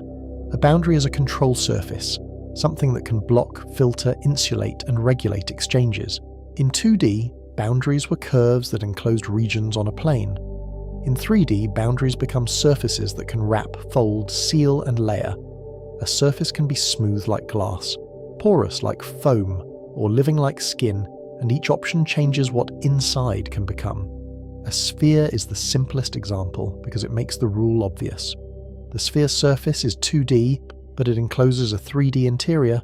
That interior can store gradients, pressure, heat, and chemistry in a way a plane cannot. Imagine a camera drifting toward a floating droplet. Light glints off a curved skin, and the highlight slides as the droplet turns. Inside, temperature can vary from center to edge, and dissolved molecules can form layers, pockets, and streams. Even the mathematics of inside changes the story. In 3D, the interior has neighborhoods, paths, and volumes that can be partitioned. You can have a core and a shell, a cavity and a wall, and these are not just metaphors. Now we name a deeper gift of 3D that 2D could not host. True knots and links become possible because strands can pass without intersecting. Over and under become physical distinctions, not drawing conventions. In a flat world, a crossing is suspicious because it hides an intersection. In 3D, a crossing can be honest because one strand can lift and the other can dip. That extra degree of freedom turns tangles into structures. A knot is not a decorative detail, it is topological memory. It is a stable pattern that survives bending and stretching without cutting. In 3D, braids and links can lock structure into place. Topology cares about what cannot be undone by gentle deformation. You can pull a knot tight or loosen it into loops, but the fact of being knotted remains. That persistence is a kind of information, stored not in material, but in arrangement. Sailors learned this long before mathematicians formalized it. A good knot holds under load because friction and geometry cooperate, and the path of the rope traps itself. The same logic appears in climbing gear, surgical sutures, and woven textiles. That topological richness scales up from rope to molecules. DNA supercoils, protein folding constraints, and entangled polymers all rely on 3D embedding. The same geometry that allows knots also allows complex packing. DNA is not just a sequence of letters, it is a long-charged filament in a crowded nucleus. It loops, coils, and sometimes tangles, and enzymes called topoisomerases cut and rejoin it to manage that stress. Without 3D, there is no over to relieve an under, and no way to store twist a structure. Proteins make the point even more sharply. A protein chain folds into a specific 3D shape, and that shape is the function. Binding sites are pockets and ridges, and catalytic activity depends on distances and angles that only volume can provide. But geometry alone does not explain why 3D supports stable complexity. The next step is dynamics, because life is not a static sculpture. It is a set of flows, fields, and feedback loops that must remain stable. Stability is a quiet requirement, and it is easy to overlook. If small disturbances always grow, then structure becomes temporary decoration. If disturbances can damp out, then organization can persist long enough to evolve. Many of the forces that shape matter are field forces. Their strength changes with distance because influence spreads through space. In 3D, that spreading naturally produces inverse square behavior for many fields. The inverse square pattern is not an arbitrary law, it is a geometric consequence. A source's influence spreads across the area of spheres that grow like r squared. As radius increases, the same flux is diluted over more surface. You can visualize it as ripples, but in 3 dimensions. The front of influence is not a circle expanding on a pond. It is a growing sphere, and the same total effect must be shared across more and more area. This idea has a history, and it is worth remembering. Newton framed gravity as a force acting at a distance, and the inverse square law made the math match the sky. Later, Gauss and others expressed the same pattern as flux through a surface, geometry speaking in a more general language. Change the number of spatial dimensions and you change the dilution rule. That changes the exponent in the distance dependence. A small edit to dimension rewrites what far away means for forces. In a different dimensionality, the surface area of a sphere-like boundary scales differently with radius. That changes how quickly influence thins out, and it changes the shape of the potential energy landscape. The same source becomes either too clingy or too weak at distance. This matters for stability, not just measurement. In 3D, inverse square gravity supports bound orbits that can be long-lived. Those orbits are not guaranteed in other dimensionalities. A stable orbit is a compromise between falling inward and flying outward. It requires a potential with the right shape for small perturbations to remain bounded. In 3D, the mathematics permits that balance in familiar ways. When the balance works, a planet can be nudged and still return, tracing an ellipse rather than spiraling into catastrophe. That resilience is not a philosophical luxury. It is the difference between a clockwork sky and a sky that tears itself apart. The same story echoes in electromagnetism and in how atoms hold together. Chemistry depends on stable bound states and predictable field behavior. The details are quantum, but the dimensional stage still constrains what is possible. In quantum mechanics, electrons are described by wave functions, and atoms are bound by the interplay of kinetic energy and electromagnetic attraction. The inverse square structure helps create discrete energy levels, and those levels make matter stiff, stable, and repeatable. Without that repeatability, chemistry becomes a fog. We do not claim 3D automatically guarantees life, because biology needs many contingencies. We claim 3D makes a certain class of organized complexity physically expressible. It provides a stable arena for long chains of cause and effect. It also provides something subtler, room for separation. Complex systems survive by isolating processes that would interfere if forced to share the same corridor. In 3D, you can place functions side by side and still keep them apart. Now we connect this to transport, because complexity is mostly logistics. Cells and organs are not just parts, they are networks moving matter and information. Those networks rely on 3D volume to route flows without forced collisions. Transport is where dimensionality becomes practical. It is not enough to have components, because components must be supplied. They must exchange signals, remove waste, and maintain gradients that would otherwise flatten. Diffusion behaves differently depending on dimension, because random motion explores space differently. In 3D, diffusion can spread into volume and dilute concentrations. That makes gradients possible without immediate saturation. Diffusion is simple in principle. Molecules wander due to thermal motion. Yet the statistics of wandering depend on how many directions are available. In 3D, a cloud can expand outward in every direction, and that expansion can preserve local differences for useful times. Gradients are the quiet engine of physiology. They drive osmosis, membrane potentials, and chemical signaling. A gradient needs thickness, because it is a change across distance, not a change across a line. A gradient is also a stored opportunity. It is potential energy in disguise, waiting to be spent. Cells build gradients the way a city builds water pressure, slowly, carefully, and then they cash it out in controlled bursts. Circulation is the other half of the story, because diffusion alone is too slow at scale. Fluids can be pumped through tubes that branch and rejoin. In 3D, branching networks can cross and layer without constant interference. The physics here is unforgiving. Diffusion time grows roughly with distance squared, so doubling a distance can quadruple the time. Circulation bypasses that penalty by moving bulk fluid, and 3D space gives it room to weave. In 2D, crossings are collisions unless special rules are added. In 3D, a vessel can pass above another vessel, insulated by tissue. That single fact makes dense plumbing and dense wiring feasible. You can see it in aerial shots of cities. Roads stack as bridges and tunnels, and pipelines run beneath streets, and cables hang above. Biology uses the same trick, but it does it with living material that grows, repairs, and adapts. Now we test the doorway problem on the human body, because the body is where abstraction becomes consequence. A human is not a surface with decoration. A human is a volume with nested surfaces and controlled interiors. Your skin is a 2D surface, but it is not your whole self. It encloses a 3D interior that can be partitioned by membranes. Those membranes create compartments that keep incompatible chemistries apart. Skin is also an interface, and interfaces are where rules are enforced. It limits water loss, blocks pathogens, and senses the world through pressure and temperature. It is a boundary that negotiates, not a boundary that merely separates. Inside, membranes repeat the pattern at smaller scales. Cells wrap themselves in lipid bilayers, and organelles wrap again, producing layers of controlled access. In 3D, you can nest boundaries like Russian dolls, and each layer adds regulation. Organs depend on thickness, because thickness is where gradients live. The stomach wall is not a line, it is layered tissue that controls transport.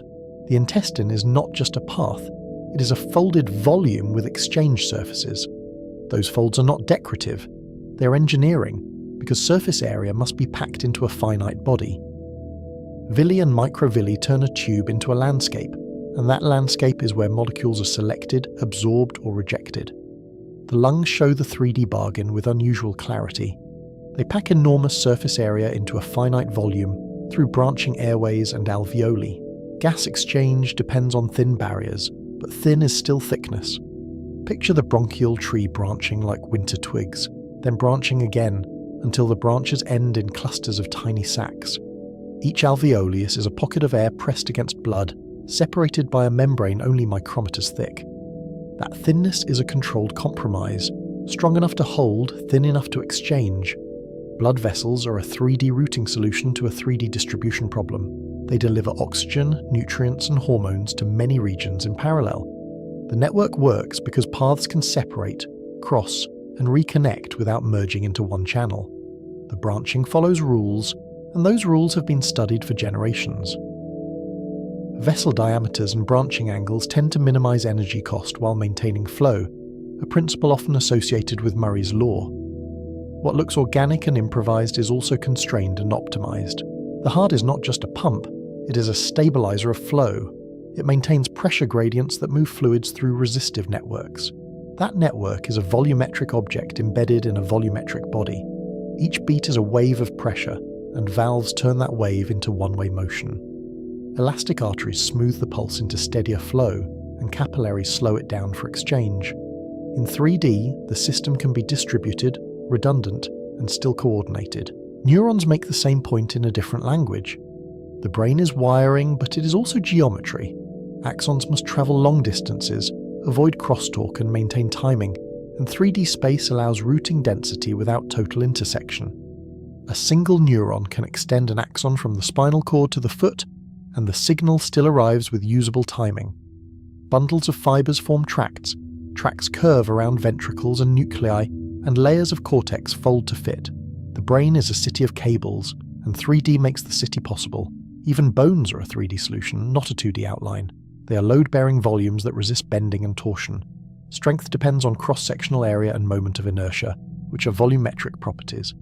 A hollow bone is not a mistake, it is a strategy. Material placed farther from the center resists bending more effectively, so you can be light without being fragile. In 3D, structure can be both strong and economical. A body is also a thermal system that must manage heat. Heat flows through volume and across surfaces, and surface area to volume ratios matter. In 3D, scaling laws create trade-offs that shape anatomy and metabolism. Small animals lose heat quickly because they have lots of surface relative to volume, while large animals retain heat and must shed it deliberately. Fur, Fat, sweat, and blood flow are all boundary tricks, ways of controlling exchange across a surface that encloses a volume. This is why 3D feels like the dimension that lets you be you. It supports separable modules that can run in parallel. It supports boundaries that can seal, and interiors that can be regulated. It also supports repair. Damage can be localized because not everything shares the same sheet. A wound can clot, a bone can remodel, and an infection can be walled off, because 3D space allows containment. Now we widen to the world that holds bodies, because life needs a stable environment. Planets must have long-term climates and energy sources. Those depend on stable orbits, stable stars, and predictable large-scale structure. Stability here means time. Enough time for chemistry to explore, for evolution to iterate, and for ecosystems to assemble. A world that is constantly reset by orbital chaos is a world that cannot remember. In 3D, the sky can be a long-running experiment. In 3D, gravity organizes matter into systems that can persist. Stars can form from collapsing clouds, ignite, and shine for billions of years. Planets can settle into orbits that do not immediately decay or escape. A star is a balance of pressures, and 3D helps define the arena of that balance. Gravity pulls inward, thermal pressure pushes outward, and fusion provides the energy that maintains the push. The result is not eternal, but it is long-lived enough to matter. We treat this as a conditional statement, not a guarantee. The universe could be 3D and still be sterile, but without 3D, the menu of stable, long-lived structures appears to shrink sharply. That is a sobering thought, because it reframes our comfort as a narrow corridor. We are used to thinking of 3D as obvious, like air. Yet it may be more like a tuned instrument, where small changes break the music. Now we connect 3D to cosmology, because dimensionality is not just local anatomy. It is the stage on which the universe writes its largest patterns. In 3D, matter forms a cosmic web of filaments, nodes, and voids. On screen, the web looks like frost spreading on glass, or like neural tissue magnified beyond comprehension. Bright knots of galaxies sit at intersections, while long strands stretch across darkness. Between them, voids open like silent basins. Those filaments are not artistic metaphors, they are outcomes of gravitational instability. Slight early density differences grow, collapse, and channel matter along preferred directions. The result is a network that is intrinsically three-dimensional. The early universe was close to uniform, but not perfectly so. Tiny fluctuations, seeded in the first moments and later measured in the cosmic microwave background, became the blueprint. Gravity amplified the blueprint, and 3D space gave it room to branch. Galaxies form where flows converge and cooling allows collapse. Angular momentum shapes disks, mergers build ellipticals, and feedback regulates star formation. Each process assumes a 3D arena where matter can orbit, shear, and mix. A rotating disk is a 3D compromise between collapse and spin. Gas falls inward, but angular momentum resists, spreading material into a thin plane. Spiral arms arise as patterns in that rotating sheet, while hot halos and dark matter extend the structure back into volume. We also correct a common intuition about expansion. Cosmic expansion is not galaxies flying through space like shrapnel. It is a change in the metric, a change in how distances are measured between moving points. This distinction matters because it keeps the story geometric. Expansion is not motion through an external void. It is the stretching of the coordinate relationships inside the universe's own description. You can imagine dots on a rubber sheet, but the analogy has limits. The key idea is relational. Distances grow because the scale factor changes, not because galaxies are propelled through a background. Gravity can still bind local systems, even as the large-scale metric evolves. In 3D, that metric story produces redshift, horizons, and a history of structure growth. Light's wavelength stretches with the scale factor. Causal contact is limited by the speed of light and the evolving geometry. Redshift becomes a record of time as well as distance. A galaxy's spectrum is a fingerprint, and the shift of that fingerprint is a measure of how much the universe has stretched since the light began its trip. When we look outward, we look backward through a 3D history. Now we return to perception, because 3D feels like reality itself to us. Our brains build a model of a 3D world from limited signals. Vision, touch, and proprioception are stitched into a spatial map that feels immediate. The map is not a photograph of the world, It is a prediction that is constantly updated, and it is designed for survival rather than truth. It is good enough to catch a falling cup, and that is the standard it evolved to meet. Depth perception is not a direct sense, it is an inference engine.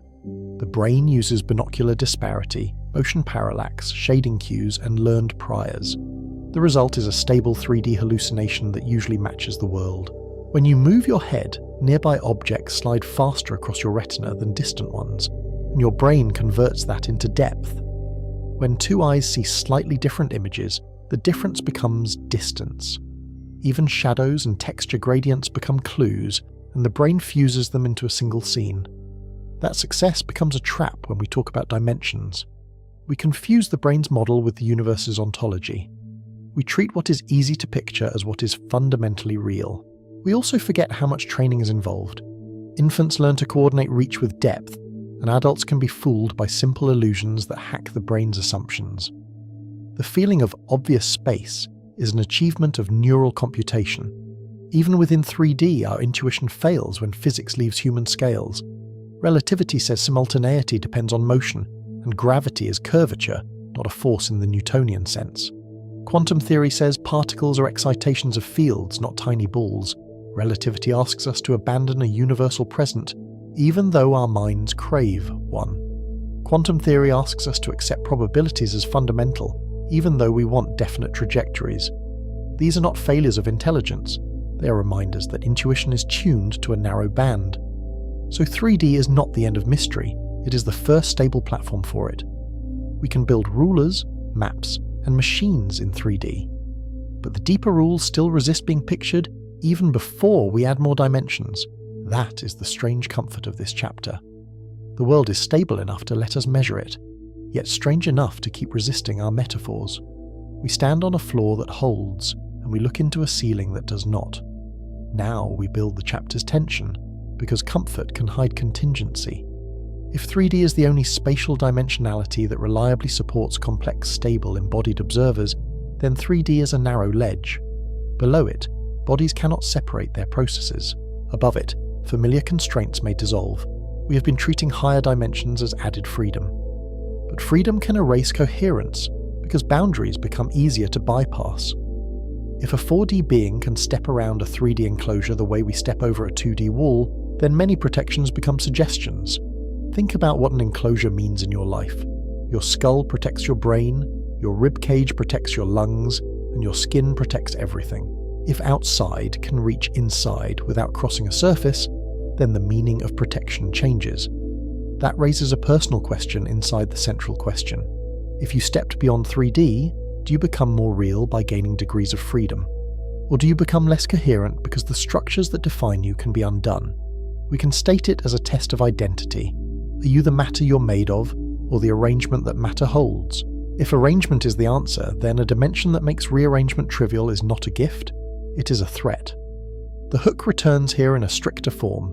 You would not feel taller, you would feel rewritten. Your body would be a slice of a larger geometry, and slices do not control the whole. A slice can be coherent, but it is vulnerable to what lies beyond its thickness. In a higher dimensional space, what looks like a sealed container from within may be open from without. The question becomes unsettling. What counts as an interior if bypass is easy? Now we open the next door because the climb cannot stay in space alone. We have been adding spatial coordinates, but existence is not only where you are, existence is also when you are. Time is usually treated as an external ticking, like a metronome outside the world. Physics treats it more carefully, as a coordinate that orders events. In relativity, time joins space as part of a single geometric object. Historically, this was a rupture in the story we tell ourselves. Newton's time was universal, flowing the same for everyone, everywhere. Einstein's time is local and relational, linked to motion and gravity, and stitched into geometry. This is the transition that changes the documentary's stakes. In 3D space, you're a volume that persists moment by moment. In 4D spacetime, your life becomes an extended object, a world tube traced by your body through time. A world tube is not a metaphor for memory, it is a geometric record of all your events. Each moment is a 3D slice through that tube. What you call now is a cross-section of a larger shape. Seen this way, your birth and your last breath are not just moments that vanish. They are locations along a path, and the path has a length and curvature. The next chapter will ask what it means to be a shape in space-time rather than a thing in space. So Chapter 5 ends by reframing the familiar as preparation, not destination. 3D volume lets you be assembled and sustained. The next chapter asks what it means when existence becomes a path in space-time, and identity becomes geometry under a metric.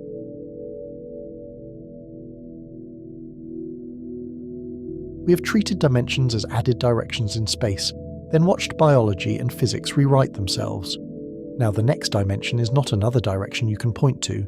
It is time, promoted from background ticking to a coordinate in the map. 4 dimensions in physics means 3 spatial coordinates plus 1 time coordinate, and that sounds ordinary until you treat it literally. An event is a single point in that 4-dimensional arena, specified by where and when, and nothing more is needed. Space-time is the set of all events, not a container separate from what happens, and that shift changes the meaning of place. In Newton's picture, space is a stage and time is a universal metronome, the same for everyone everywhere. That metronome is assumed to tick identically for ships at sea, for planets in orbit, and for you sitting still. In Einstein's picture, space and time form a single geometry, and the geometry has rules that replace the old absolutes. Those rules decide what can influence what, and what must remain forever disconnected, even if the separation looks small in a map. The historical tension behind this is worth feeling.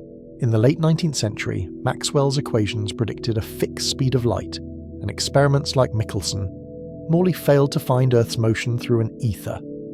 The old stage and metronome picture could not make all these facts fit cleanly, so the stage itself had to change.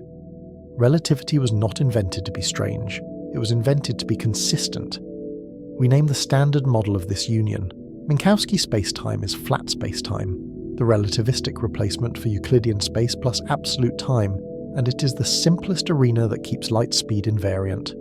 It looks like a 4-dimensional grid in diagrams, but its distance rule is different, and the difference is the entire story. In Euclidean geometry, distance is built from sums of squares that always add, so every direction behaves the same way.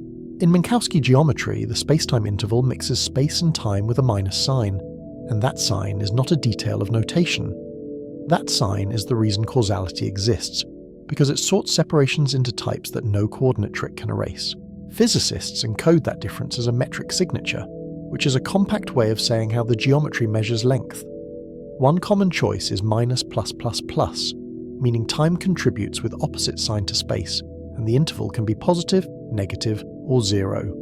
Another choice flips the overall sign, but the separation between time-like and space-like remains, like a compass that still distinguishes north from south. This is why time is different, even before you talk about memory or aging. You can turn around in space, and you can rotate your axis on a graph, and nothing fundamental breaks. You cannot rotate time into space without changing what counts as cause and effect, because the metric forbids that swap. The geometry carves space-time into regions that are reachable and regions that are not, and it does so with mathematical precision. The central question sharpens here, and it is not only philosophical. What would it mean to exist when your life is not a sequence of moments, but a single 4-dimensional object with a definite shape? If you stepped into a higher dimension, you would not feel taller, and you would not gain a new sense organ. You would feel rewritten into geometry, your story becoming a contour you could, in principle, trace. Start with the smallest case, because the simplest object reveals the rule. A point particle moving through space-time traces a world line, a curve made of events, and every point on the curve is the particle at some time. The particle is not a dot that persists by magic. It is the entire curve if you describe it 4-dimensionally, and persistence becomes continuity. In a visual, imagine a dark line drawn through a transparent block, like ink suspended in glass. Each cross-section of that glass at a chosen time shows a dot, and the dot seems to move. The 4-dimensional description says the dot never moved at all because the whole line is already there in the block. Motion is what a 3-dimensional slice looks like when it intersects a 4-dimensional curve. Now scale up to a human body, and the picture thickens. A person is not a world line because a person has spatial extent at each moment, and different parts of the body occupy different places. In space-time, you are a world tube, a thickened region whose cross-sections are your three-dimensional body at different times. The tube contains posture, growth, injury, healing, and the slow drift of cells replacing cells. Your biography becomes geometry, and the phrase is meant to land with weight. Childhood, adulthood, and old age are not separate things that replace each other like frames in a film reel. They are different slices through one extended structure, connected by the tube's continuity, and constrained by what signals can travel inside you. Your past self is not gone in the model, and your future self is not yet experienced, but both are parts of the same object. This is the same cross-section lesson from Flatland, but the missing direction is time, and the stakes are personal.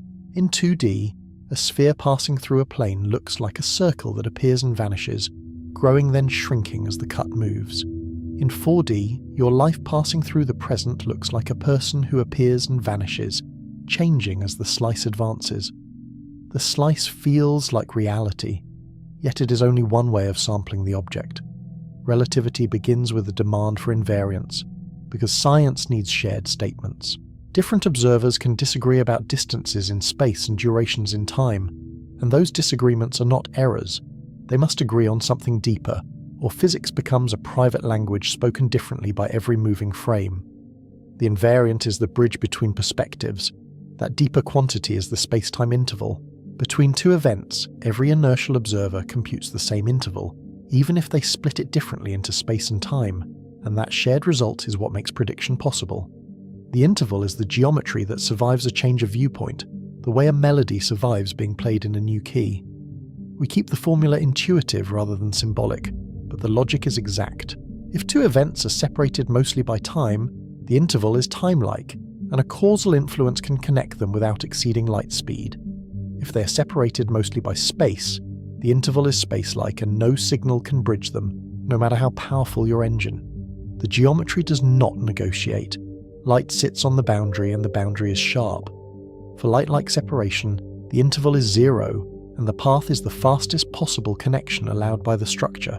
This boundary is not about technology, and it is not about human limitation. It is about the architecture of space-time itself, written into the metric. Light cones make this structure visible in thought, and they also make it filmable. From any event, the future light cone is the set of events you can influence at or below light speed, spreading outward like a widening beam. The past light cone is the set of events that could have influenced you, narrowing backward toward earlier causes.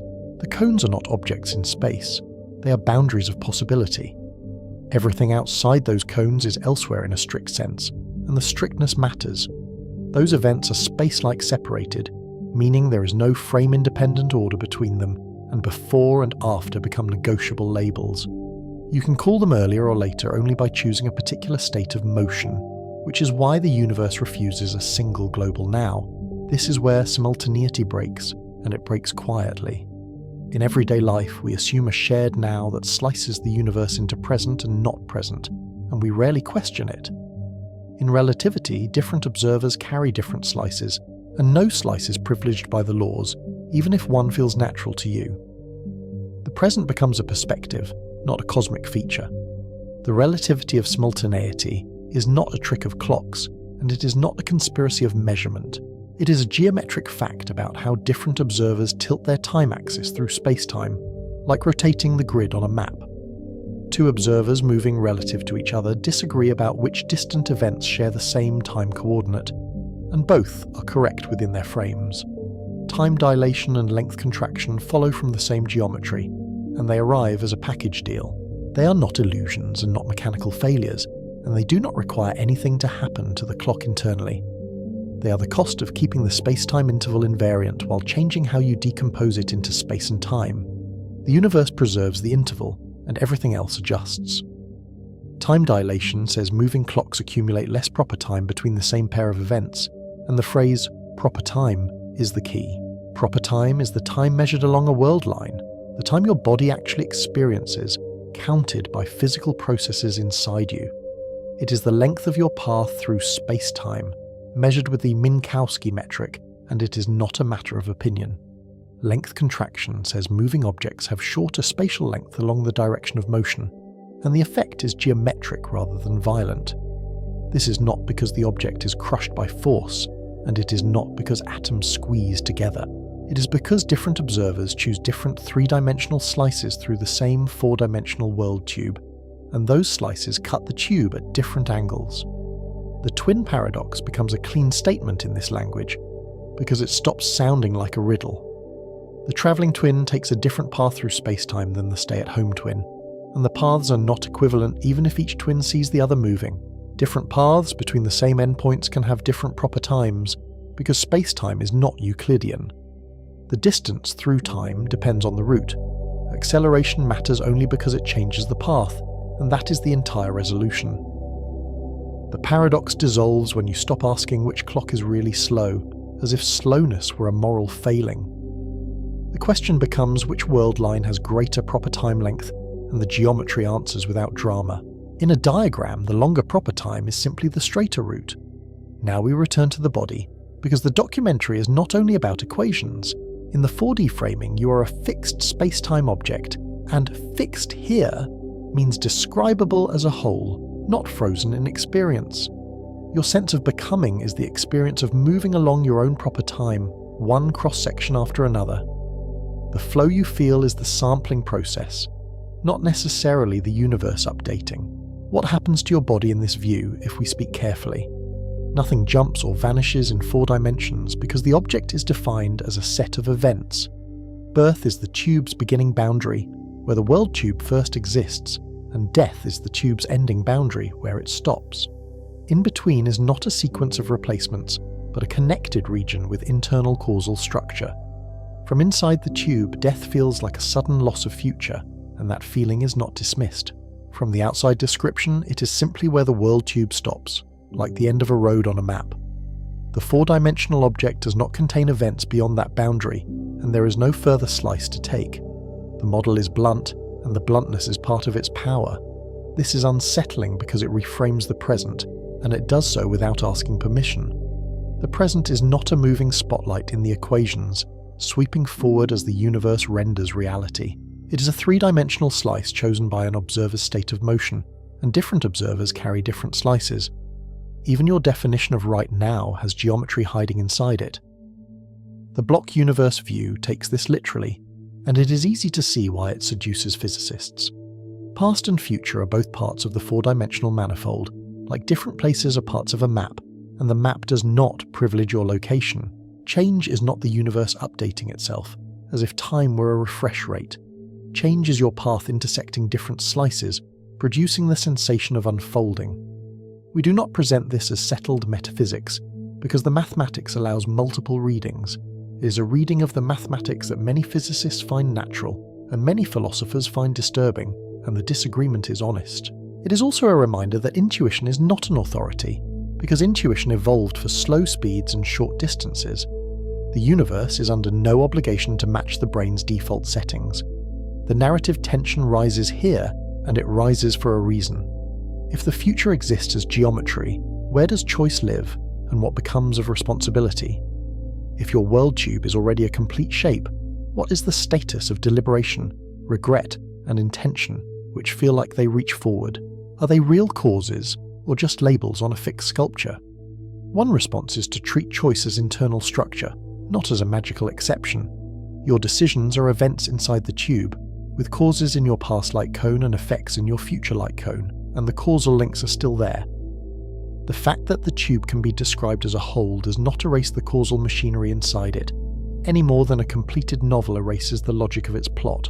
The story still has reasons, even if the book is bound.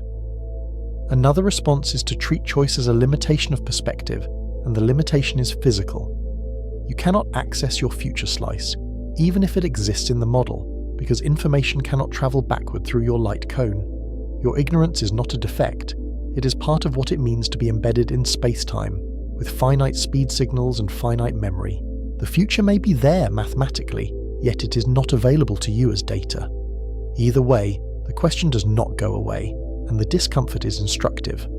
The block universe threatens the feeling that the future is open, and that threat becomes a reason to consider extra dimensions that encode more than location. If geometry can hold your entire life, perhaps geometry can also hold alternatives. The next step is not an escape from physics, but a deeper use of its language. Now we connect relativity to gravity because spacetime is not always Minkowski flat. General relativity replaces gravitational force with curvature of spacetime, which is a conceptual reversal with enormous consequences. Matter and energy shape the metric, and the metric shapes the motion of matter and light. So, falling becomes following the straightest possible path in a curved geometry. Gravity is no longer a pull across space. It is the shape of space-time itself. Historically, this was Einstein's leap beyond special relativity, and it was guided by a simple clue. If inertial mass and gravitational mass are equivalent, then freefall should feel like weightlessness, and that suggests gravity can be transformed away locally. Curvature is what remains when you cannot transform it away globally, and that remainder is the real gravitational field. The mathematics is heavy, but the intuition is clean. In this chapter, we keep the intuition simple, because the documentary is building a ladder. Locally, space-time can look Minkowski, like a small patch of Earth looks flat when you stand on it. Globally, curvature changes which paths are straightest, and which clocks accumulate the most proper time, and those effects can be measured.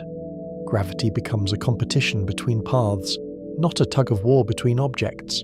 This is where cosmology becomes central, because the universe is the largest experiment we can observe. The universe is not just objects moving in space-time like beads sliding on a wire.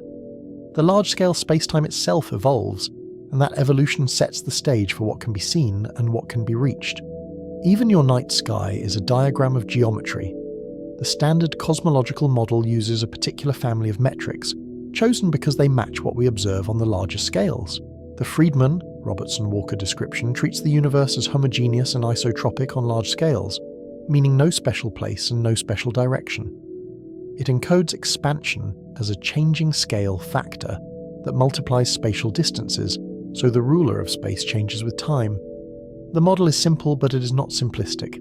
Expansion is not galaxies flying through a pre-existing void, and that misconception is stubborn. Expansion is the stretching of the metric between co-moving points, points that ride with the cosmic flow, like dots painted on an inflating balloon. Local systems can remain bound while the large-scale distances grow, because gravity and other forces can overpower expansion on small scales. The stretching is real, but it is not uniform in its effects. Look-back time turns geometry into a time machine, and the camera makes this vivid.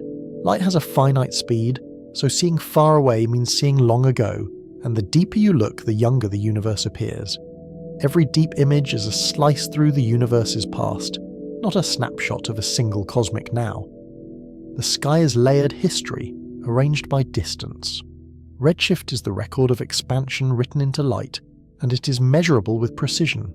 As the scale factor grows, wavelengths stretch, and spectra shift toward longer wavelengths, moving lines like fingerprints across a detector.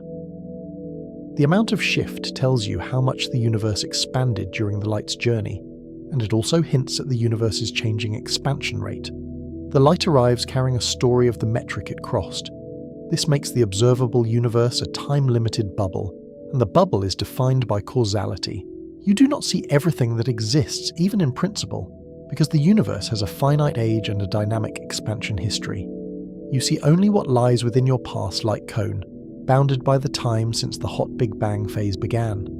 The boundary is not a wall, but it is a limit of contact. We define the particle horizon in this language because the term can sound like science fiction. The particle horizon is the maximum distance from which light could have reached us since the beginning of the hot Big Bang phase, given the universe's expansion. It is a boundary of contact, not a wall in space, and it changes as time passes. The horizon is drawn by the history of the scale factor. We also define the event horizon, which is more subtle and more haunting.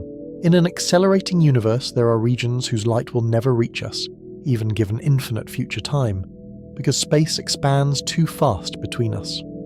The event horizon is a boundary of forever, created by expansion dynamics, and it divides the cosmos into permanent causal neighborhoods. Some places are not merely far, they are unreachable in principle. These horizons make the earlier trade-off theme concrete, and they give it a cosmic scale. More dimensional freedom can mean more disconnection, because causality draws hard lines through the manifold. Even in 4D spacetime, the universe can separate observers into causal islands that never exchange signals again. The geometry that unifies also partitions. The cosmic microwave background becomes a key example of look-back geometry, and it is one of the cleanest images of the early universe we possess. It is light released when the universe cooled enough for atoms to form and photons to travel freely after a long era of scattering. We see it as a shell around us, because we see it at a specific look-back time, arriving from every direction. The glow is faint, but it is everywhere. That shell is not a surface in space that exists now, and that distinction matters for intuition. It is a set of events in space-time, intersecting our past light cone, and the intersection draws a sphere in our sky. The same object can be described as a sphere around us, or as a time slice in the universe's history. The camera sees a shell, while the geometry describes an epoch. This is the documentary's recurring warning, and it is also its method. Our maps are slices and projections, and slices can look like creation and annihilation when a higher dimensional object passes through them. A galaxy can appear younger at higher redshift not because it is changing in our present, but because we are sampling earlier parts of its world tube. The universe is not inconsistent. Our sampling is selective. Now we return to the personal scale with new weight, because the same causal structure that shapes the cosmos also shapes you. Your memories are not just psychological. They are physical records inside your world tube, correlated with events in your past light cone, stored in synapses, molecules, and patterns of neural firing.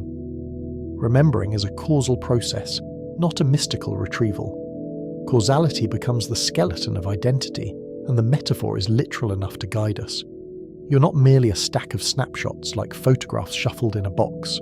You are a chain of events connected by signals traveling within the light cone, carried by neurons, hormones, and photons, and constrained by finite speeds.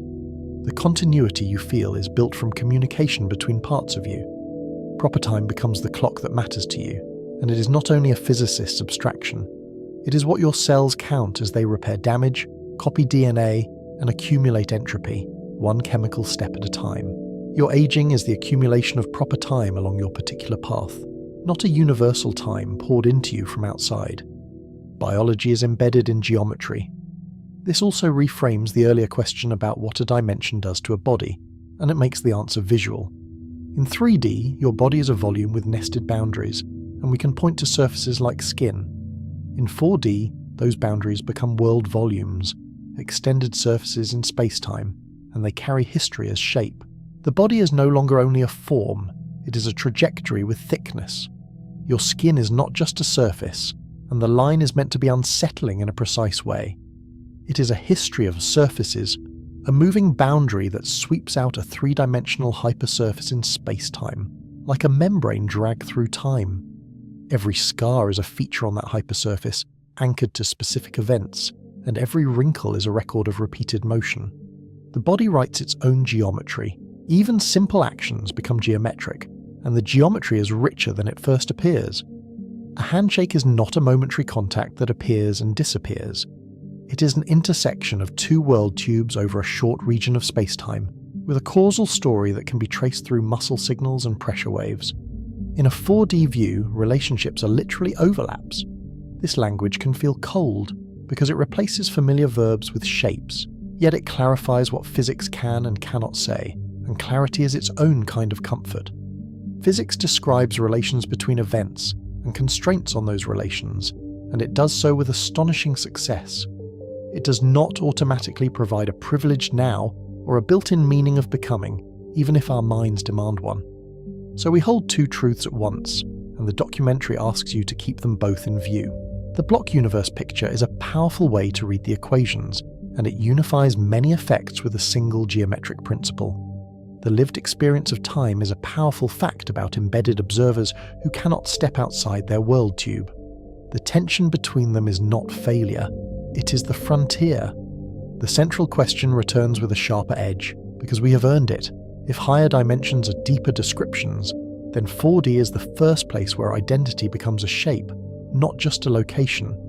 You're not only where you are when you are, extended and constrained by causality, and that constraint is as real as bone.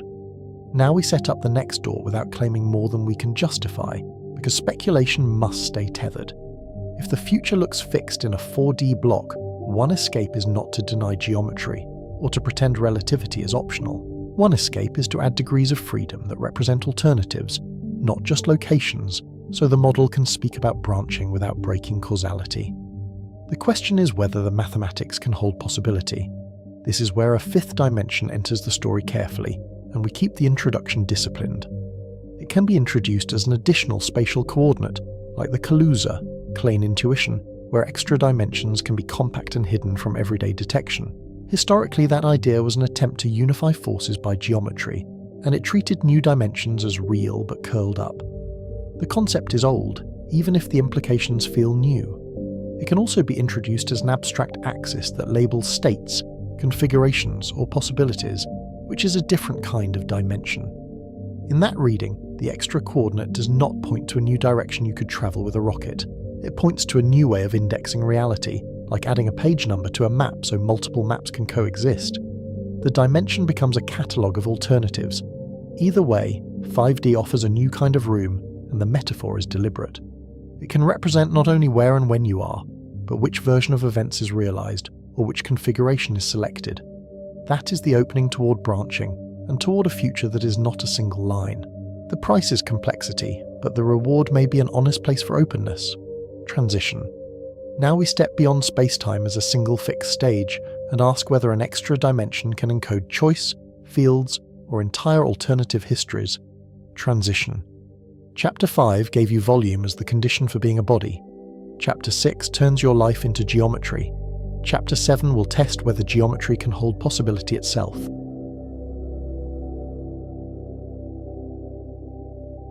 We have treated 4D spacetime as the first place your life becomes a single shape, a continuous world tube traced through time. Now we cross a different threshold, one where an extra coordinate changes what reality can mean and what elsewhere even refers to. 5 dimensions can be discussed in 2 complementary ways, and the documentary must hold both without confusion. One is literal geometry, where space has one more independent direction than the 3 you know. The other is abstract description, where the extra axis labels states, configurations, or outcomes rather than locations. We begin with the literal reading, because it tests the doorway problem at maximum intensity. Add 1 spatial coordinate to the 3 you know, and position now needs 4 numbers to specify it completely. Nothing about your familiar X, Y, and Z is removed, but they stop being complete, like a map that suddenly needs 1 more legend. This is the first beyond in the strict sense, because it is not time wearing a different mathematical costume. In 4D spacetime, time was different and constrained by the metric, and you could not turn it like a steering wheel. In 5D with an extra space direction, the new coordinate behaves like space, and the intuition of another way to move becomes relevant again. The immediate question is practical and unsettling, because it is not asked by philosophers but by your muscles. If there is an extra spatial direction, why do we not notice it in daily motion? The standard physics answer is not that the dimension is imaginary, but that it is hidden in a precise, testable way. Hidden can mean compactified, where the extra direction is curled up into a tiny circle at each point in ordinary space. You can move along it in principle, but the circumference is so small that ordinary energies cannot access it. The dimension is there, yet it is effectively locked, present in the equations, absent from your stride. Use the simplest analogy carefully, because it is only a scaffold for intuition.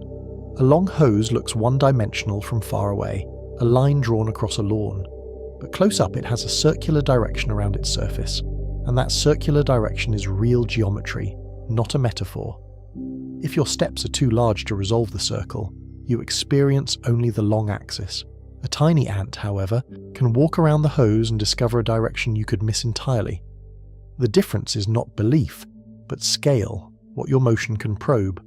In a compactified extra dimension, the same logic scales down beyond microscopes and beyond ordinary scattering experiments. The extra coordinate is periodic, like an angle, and returning to the same place after one wrap is built into the geometry. The world can be locally higher dimensional while globally behaving like 3D space, because the extra loop is too small to unfold. This is where the story becomes physical rather than philosophical, because quantum theory refuses to ignore closed loops. If a dimension is compact, motion along it is quantized, because a wave must fit around a closed circle without tearing itself. allowed momenta become discrete, and each discrete mode looks like a heavier version of a particle you already know. These are Kaluza, Klein modes, named for the early unification attempt that made the fifth dimension famous. The idea is not that we see a new direction with our eyes, or feel it as a breeze on our skin. The idea is that extra geometry can show up as a tower of particle states, like harmonics on a string that is too small to see. Visually, imagine a spectrum that should be a smooth line, then watch it break into rungs. 1, 2, 3, each rung a higher energy excitation. Each rung corresponds to an integer number of wavelengths wrapped around the compact direction. The fifth dimension is not a hallway. It is a boundary condition that forces matter to sing in discrete notes. Now, we place Kaluza, clean in its historical role, because it is the cleanest bridge from geometry to forces. In the 1920s, Kaluza and Klein asked what happens if general relativity is written in 5 dimensions, with the extra direction compact and subtle. They found that parts of the 5D metric behave like a 4D electromagnetic field, as if Maxwell's equations were hiding inside Einstein's.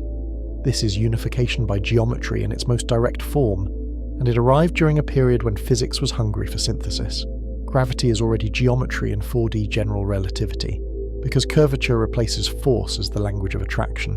Kaluza. Klein suggests electromagnetism can also be geometry, if the universe has one extra compact direction that we normally cannot resolve. We keep the explanation accessible and honest, because the mathematics is elegant, but the interpretation has sharp edges. In 4D spacetime, the metric tells you how to measure intervals, and its components encode gravitational effects. In 5D, the metric has more components, and some of those new components transform like the electromagnetic potential, a field that tells charged particles how to move. Think of the metric as a rulebook for distances, but also as a machine that mixes coordinates when you change reference frames. In 5 dimensions, there are new ways for that mixing to happen, and the cross terms can behave like a gauge field. A force, in this view, is not added by hand. Its structure can emerge from how the higher dimensional geometry is stitched. The 5th dimension becomes a bookkeeping device that turns a force into a shape. Electric charge can be reinterpreted as momentum in the compact direction, because motion around the tiny circle is conserved. A conservation law becomes a geometric symmetry, and symmetry becomes a kind of hidden motion. This is the deeper pattern the documentary wants you to feel, because it repeats across modern theory. Symmetries in higher dimensions can appear as forces in lower dimensions, and what looks like a field pushing on you may be the shadow of free motion in a larger space. When you cannot see the extra direction, you describe its effects as interaction. We also name the limit without drowning in detail, because prototypes are not promises. Kaluza, Klein in its simplest form, does not reproduce all of particle physics, and it struggles with the full zoo of known forces and particles. It is a prototype, not a final theory, and it points toward later frameworks like string theory, where extra dimensions become structurally unavoidable. String theory extends the same intuition, but with more mathematical machinery and more room for debate. It often requires additional spatial dimensions for consistency, and those dimensions are typically compactified in complex shapes with many possible geometries. The details are contested, but the structural move is consistent with the Kaluza, Klein lesson. Extra geometry can masquerade as what we call forces. Now we return to the central question, because extra dimensions are not only for unifying equations in chalk dust. What would it mean for a human body to exist in a space with one more spatial direction? The body is where abstraction becomes consequence, and where geometry becomes survival. Start with kinematics, because freedom begins with degrees of freedom. In 3D space, a rigid body has 3 translational degrees and 3 rotational degrees, and those 6 numbers can describe its pose. In 4D space, translation gains 1 more degree, and rotation becomes richer in a way intuition resists, because the familiar axis picture breaks. The key fact is that rotations in higher dimensions do not behave like a single axis spin. In 3D, any rotation can be described as turning around some axis, and the axis is a comforting mental handle. In 4D, rotations happen in planes, and there are more independent planes to rotate within, even when the object is rigid. This changes what turning means for a body, because there is no single rod-like axis that captures every possible spin. A 4D spatial body can rotate in ways that have no 3D analog, including simultaneous rotations in 2 orthogonal planes. The result is more ways to reorient without passing through the same intermediate configurations. as if orientation itself had extra room. If we could visualize it, we might show a shadow of a rotating object that never repeats the same silhouette twice.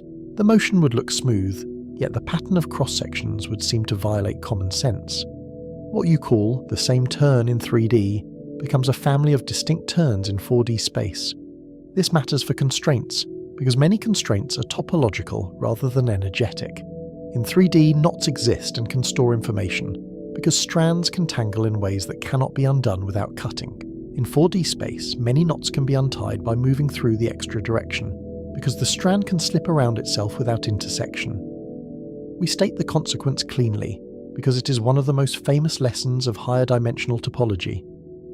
A knot that is stable in 3D can become trivial in 4D, because the extra freedom lets one segment pass around another without crossing. Topological memory becomes easier to erase, and what was locked becomes movable. Now apply that to biology with caution, because real bodies are not ideal strings and real tissues have thickness and friction. Still, the lesson generalizes, and it touches anything that relies on entanglement or enclosure. Many entanglements and containers that define inside in 3D rely on the fact that there is no extra way around, and no extra direction to slip through. In 4D space, inside becomes less absolute, and that is a disturbing sentence for any organism. A sealed 3D container can be bypassed by a path that leaves the 3D slice into the extra direction, then returns. This is the doorway problem again, but now your body is the container, and the question becomes anatomical. Ask what it would mean for organs and tissues, and let the thought stay technical rather than fantastical. If your body has access to an extra spatial direction, parts can be rearranged without intersecting in 3D cross-sections. Two structures that would collide in 3D can pass by each other in 4D space, the way two lines in 2D can avoid collision by lifting one into 3D. This sounds like magic, but it is the same cross-section logic used earlier, applied with higher stakes. A 3D observer sees only 3D slices of a higher dimensional motion, and those slices can look like impossible interpenetration. The detour through the unseen coordinate is real, but the observer never sees the detour, only the before and after. We keep the tone mysterious, but the claim remains technical. Intersection rules depend on dimension, and the probability of accidental collisions changes when there is more room. Networks that must avoid crossing in 3D gain new routing options in 4D space, and that can change what kinds of internal architectures are feasible. That could sound like a gift for complexity, but the earlier trade-off returns with teeth. More freedom can dissolve protections and stabilizers, because constraints that once held become optional. If barriers are easier to bypass, containment becomes harder to guarantee, and the body's careful compartmentalization becomes a weaker strategy. Consider the body's boundaries as control surfaces, not just as skin-deep aesthetics. Skin, membranes, and organ walls regulate exchange by forcing interactions to cross specific interfaces, where chemistry and immune recognition can happen. If an extra direction allows bypass, the meaning of boundary shifts from absolute separator to conditional filter, and the organism must police a larger set of possible paths. Even at the level of injury and infection, the intuition changes in ways that feel almost unfair. In 3D, you can wall off damage with scar tissue and compartmentalization, and geometry helps you by limiting roots. In 4D space, the idea of walled off becomes less robust, because paths around the wall exist, and the wall becomes a suggestion rather than a seal. Now we connect this to the earlier theme of identity as arrangement, because the body is a pattern maintained against entropy. If you are the pattern rather than the matter, then the ease of rearrangement is both opportunity and threat. A dimension that makes unknotting easy can also make unmaking easy, because the same freedom that resolves tangles can dissolve structure. We also note a subtler change in mechanics, one that hides inside scaling laws. In higher spatial dimensions, the relationship between volume and surface changes, and that affects transport and regulation. Heat loss, diffusion geometry, and packing constraints all change, even before forces are considered, because the geometry of how much boundary you have per unit interior is rewritten. Now we confront the most decisive physics implication, because it is not optional and it is not merely aesthetic. Force laws depend on spatial dimension, because flux spreads over the surface of a sphere-like boundary around a source. In 3 spatial dimensions, that surface area grows like r squared, producing inverse square behavior for gravity and electromagnetism. In 4 spatial dimensions, the surface area grows like r cubed, and the dilution is faster. If gravity were free to spread into 4 spatial dimensions at macroscopic scales, the gravitational force would fall off like 1 over r cubed.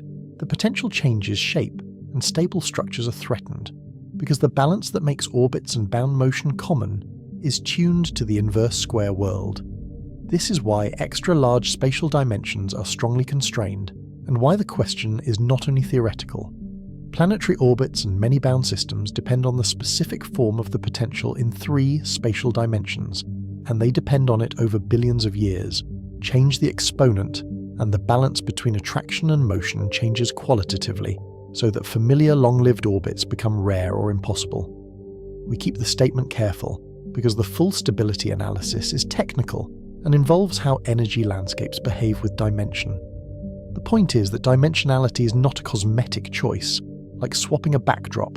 It rewrites how fields dilute, how potentials scale, and whether long-lived bound motion is generic or fragile. The same logic touches electromagnetism and atomic structure, where the consequences become intimate.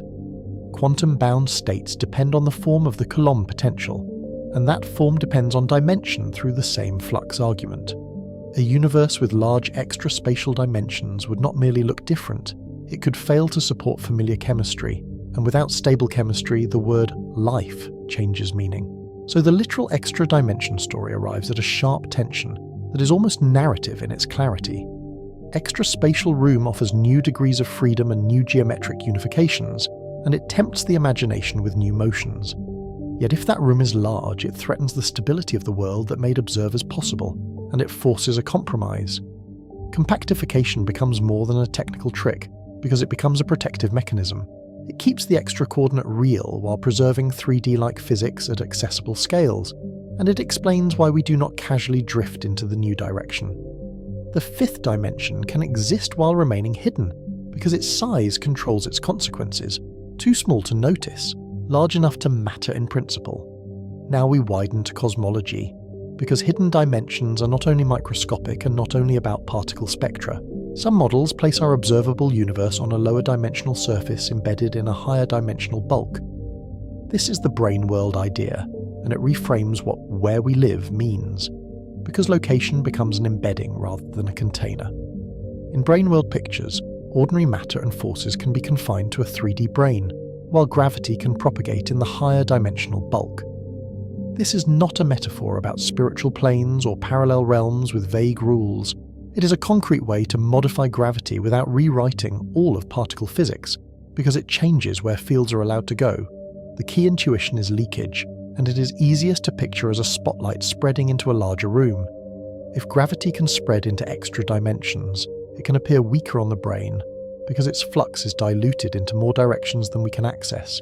This offers a route to explaining why gravity is so much weaker than other forces, without assuming gravity is intrinsically timid. We keep the claim modest and observational, because models live or die by tests. Such scenarios predict deviations from inverse square gravity at small distances or high energies, where the extra directions might become accessible. Experiments test gravity at short ranges with delicate torsion balances, and collider searches look for missing energy that could indicate bulk modes carrying momentum away. Brain-world cosmology also changes the meaning of horizons and expansion, and it does so without changing the words we use. The brain can move or curve within the bulk, and what we call cosmic evolution could be partly an embedding story, like a surface sliding through a higher dimensional landscape. The risk is over-interpretation, so we treat it as a model family, not a revealed truth, useful, constrained, and still uncertain. Now the chapter pivots to the second meaning of 5D, because the documentary must separate 2 uses of the word dimension. Not every dimension is a new direction in physical space, and not every extra axis implies extra corridors. Many are dimensions of description, where each coordinate labels a degree of freedom of a system, and the geometry is informational. Physics already uses such spaces constantly, and it does so with calm confidence. A simple pendulum has a state described by angle and angular velocity, making a 2-dimensional phase space, even though the pendulum does not live on a flat sheet. A gas has a state described by many variables, making a space whose dimension counts degrees of freedom, not directions you can walk. Quantum theory pushes this further, and it does so in a way that can feel alien at first hearing. A system's state is a vector in a Hilbert space, and the number of independent components can be enormous. This is not an extra room behind the wall, it is an abstract arena where the rules of prediction live and where probabilities are computed. So when we say 5D as a possibility coordinate, we label it explicitly as a model, not a discovery of hidden hallways. Imagine adding an axis that indexes different initial conditions, different parameter choices, or different outcomes. Nearby points along the axis represent worlds that are similar, but not identical, like slightly different drafts of the same story. This is not a claim that the universe literally contains a fifth spatial corridor of alternate lives. It is a way to make the idea of alternatives geometrically tractable, so that variation can be mapped rather than merely imagined. The extra coordinate becomes a map key for difference, and the map can be analysed even when it cannot be walked. The bridge to multiverse thinking is intuitive but disciplined, and we keep it that way. In 4D spacetime, your life is a world tube, and the future can look fixed as geometry once you adopt the block universe view. In a 5D possibility space, different world tubes can sit next to each other as neighbouring locations, separated by a coordinate that measures divergence. This reframes openness without breaking causality, because nothing supernatural is inserted into the chain of events. Choice and chance can be represented as branching in a larger description, where each branch is a different trajectory through 4D spacetime.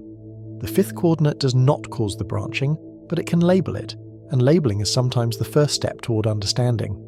We tie this to the earlier observer trap, because slicing is the recurring visual grammar of the series.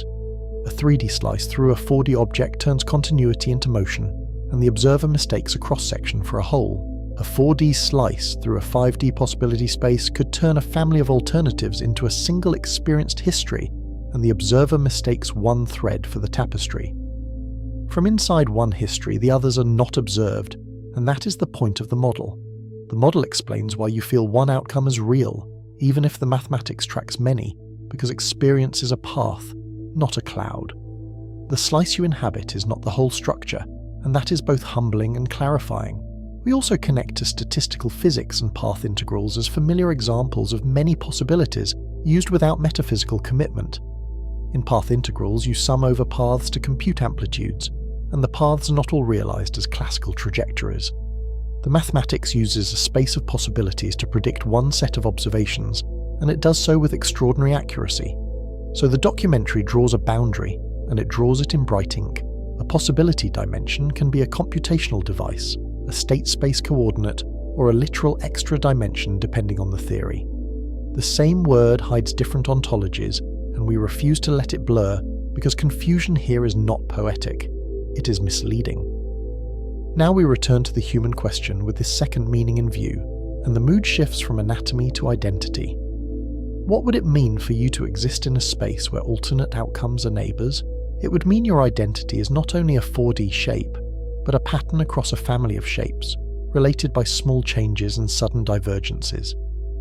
In that framing, the hook becomes sharper, because the fifth coordinate is not a new limb but a new context. You would not feel taller, you would feel rewritten, as if your biography had nearby variants you could almost touch. You would feel your life as one page among adjacent pages, separated by a coordinate you never knew you had.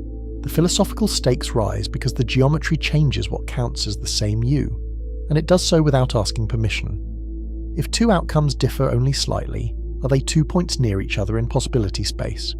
If they diverge greatly, are they far apart? And does distance become a measure of difference that can be formalized? We keep the language cautious, because this is where audiences overreach and turn models into myths. Distance in state space is a defined metric, not a moral ranking, and it depends on what variables you include. Similarity is not absolute, and different models define different notions of closeness, which means the geometry reflects your description choices. Still, the intuition is productive, and it invites a careful kind of wonder. A possibility coordinate suggests that alternatives are not vague ghosts, but structured variations that can be parameterized and compared. They can sometimes be computed, even if they are not directly accessible, and that is a quiet revolution in how we talk about could have been. Now we connect back to the earlier theme of freedom versus cost, because every added dimension changes what is easy and what is hard. In 1D, lack of room forced contact and choke points, and the world was all collisions and cues. In higher dimensional spaces, too much room can mean disconnection, where paths miss each other entirely and interaction becomes less guaranteed. A possibility dimension adds a new kind of missing, and it is psychologically sharp. Two versions of you can be arbitrarily close in 4D spacetime coordinates, yet separated along the possibility axis by a choice or a random event. The separation is not spatial, but it is real in the model because it changes what predictions you make. This also reframes responsibility in a controlled way without dissolving it into fatalism. If alternatives exist as neighbouring points in a larger description, your experience choice is still a causal process inside your world tube with consequences that propagate forward. The model does not erase deliberation, but it questions uniqueness, and it asks what uniqueness was buying you. Now we stitch the two meanings together, because the chapter's title promises a coordinate for possibility, and we must earn that promise. Literal extra dimensions show how geometry can masquerade as force, and how hidden directions can exist without daily detection. Abstract extra dimensions show how configuration and outcome can be treated as coordinates without claiming new physical corridors. The shared lesson is that dimensions are not decorations, and they are not just bigger numbers on a blackboard. They are independent coordinates that change what laws can look like, what stability requires, and what identity can mean. The fifth dimension is the first place where more can mean other, not just elsewhere, and that shift is the real threshold. We end with a controlled escalation because the series is climbing a ladder one rung at a time. In 5D, we added one extra direction or one extra index, and the world became less sealed and more parameterized. In 6D, the story intensifies because the extra room can be used to vary not just positions, but entire histories, and the geometry begins to resemble a library.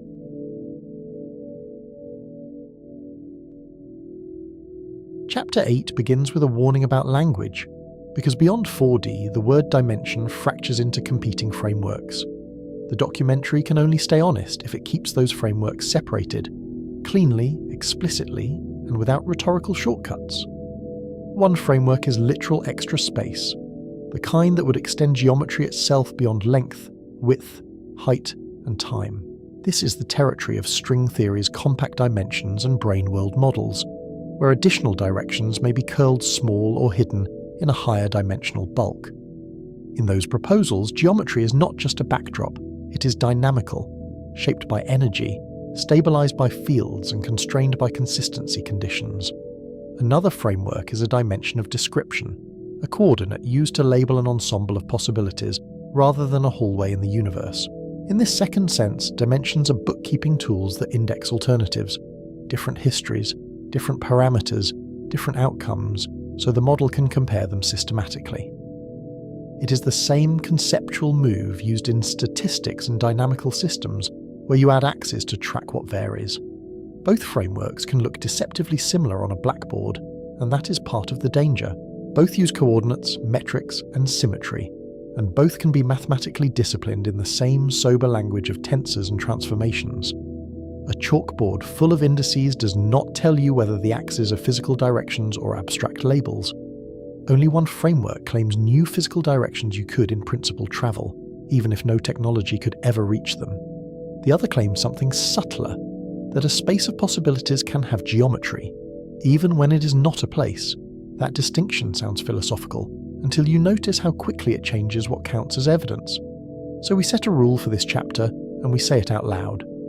When we say 6D and 7D, we will say which kind we mean, and what is metaphor, because precision is the only way mystery remains meaningful. The camera can underline that rule with a split screen. One side a warped higher dimensional grid, the other a clean parameter chart that never pretends to be a corridor. We return to the central question with sharper stakes, because the numbers now carry existential weight. What would it mean for you to exist when your life is not one world tube, but a family? What does it do to identity when one life becomes a coordinate choice? In 4D, you were a world tube in spacetime, a single connected region of events stitched together by causality. If we could see it from outside, it would look like a long, twisting filament. Thicker where days are dense with action, thinner where nothing much changes. The tube would glow where neural activity spikes, and dim where sleep compresses experience into quiet maintenance. In 5D, we added an axis that can label alternatives without claiming new corridors in physical space. That move already changed the story, because it turned what happened into one selection among many consistent versions. It also made the narrator's job harder, because the word real begins to carry two different weights. Now 6D intensifies that move, and it does so with a particular kind of audacity. It treats variation itself as terrain, so different histories can be arranged as neighbouring coordinates in a higher dimensional possibility space. The visual can shift from a single filament to a field of filaments, like fibre optic strands lit from within. Define the 6D idea carefully, because the temptation is to treat it like science fiction. Start with ordinary spacetime coordinates, then add extra independent parameters that specify which history you mean within an ensemble. The extra parameters are not decoration, they are the minimal language needed to name a full alternative without hand-waving. Those added parameters are not time, and they are not hidden rooms in the cosmos. They are independent labels, the way a library needs more than shelf position to identify which edition of a book you are holding. Even in ordinary science, you cannot specify a system without specifying its control parameters. One 6D axis can represent altered initial conditions for a universe, like different density perturbations seeded during inflation. In cosmology, tiny fluctuations in the early plasma grow into galaxies and voids, so a small change in the initial spectrum can rewrite the entire large-scale map. The cosmic microwave background is our fossil record here, a faint temperature pattern that encodes those primordial variations. Another 6D axis can represent altered outcomes within one life, like different decisions or random events that redirect a trajectory. In practice, this could mean a missed train, a different conversation, a small accident, or a chance meeting. Ordinary contingencies with extraordinary downstream reach. The narration can linger on mundane visuals because the smallest hinge often swings the largest door. The point is not that a person physically slides into an alternate life by stepping sideways into a new direction. The point is that a model can index many consistent histories with extra coordinates, and then reason about them with the same discipline used elsewhere in physics. If the model has a rule for how outcomes depend on parameters, the extra axes become a legitimate arena for calculation.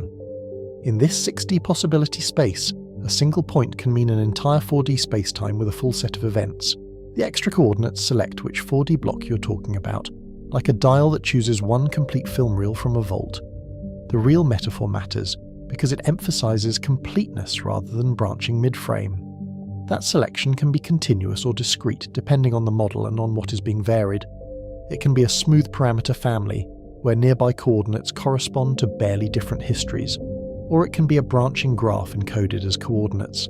In either case, the coordinate system is a promise that differences can be named without confusion. Even the word nearby is a technical choice, because it implies a notion of distance. If the possibility space has a metric, then similarity can be quantified. Two histories can be close in parameter distance while diverging wildly in lived experience. A small change in a sensitive parameter can be near, mathematically, yet catastrophic biologically. We name what is solid math here because this is not a reckless invention. Physics already uses high-dimensional state spaces, like phase space and Hilbert space, without claiming extra macroscopic directions in the room around you. Historically, this abstraction matured in the 19th century, when Hamilton and others recast mechanics as geometry. A classical system's state is a point in phase space, and its evolution is a curve traced through that abstract geometry. For a single particle, phase space already doubles the dimensions, position plus momentum, so the space of states is larger than physical space from the start. For many particles, the dimensionality explodes, and yet the equations can become cleaner. In that language, a pendulum is not merely a bob swinging in air, but a trajectory through a state landscape. Friction becomes a drift toward an attractor, and conservation laws become geometric constraints, simple shapes that corral what motion is allowed. The camera can show the pendulum's arc dissolving into a spiraling path on a phase space diagram. A quantum state is a vector in Hilbert space, and measurement outcomes are probabilities derived from its amplitudes. The geometry is stranger here, because phases matter, interference matters, and the distance between states can be defined in ways that match experimental predictions. What looks like an abstract inner product becomes a measurable difference in interference fringes. Those spaces are not places you walk, but they are real in the sense that they predict. Their geometry compresses enormous information into structure, and that compression is why physicists trust them even when intuition fails, the documentary can show equations fading into experimental apparatus, reminding the viewer that abstraction still touches metal and light. So 6D is introduced as a disciplined extension of that habit, not a leap into fantasy. We take could have been and give it coordinates so it can be compared, counted, and constrained by the same logic that governs ordinary models. The move is modest in method, even if it is unsettling in implication. We also name what is not settled, because intellectual honesty is part of the mood. Treating alternatives as coordinates does not prove those alternatives exist physically, independent of the model that labels them. A coordinate system can be a map of ignorance, not a census of realities. A possibility space can be a tool for inference, a way to summarize uncertainty, or a way to explore sensitivity. It can also be interpreted more literally as a catalogue of real histories, yet that step is an additional claim, not a mathematical necessity. The viewer should feel the hinge here, because entire worldviews pivot on it. Now the documentary turns personal because the hook demands it, and the abstraction needs a human anchor. If every choice is a coordinate, then you're no longer one line.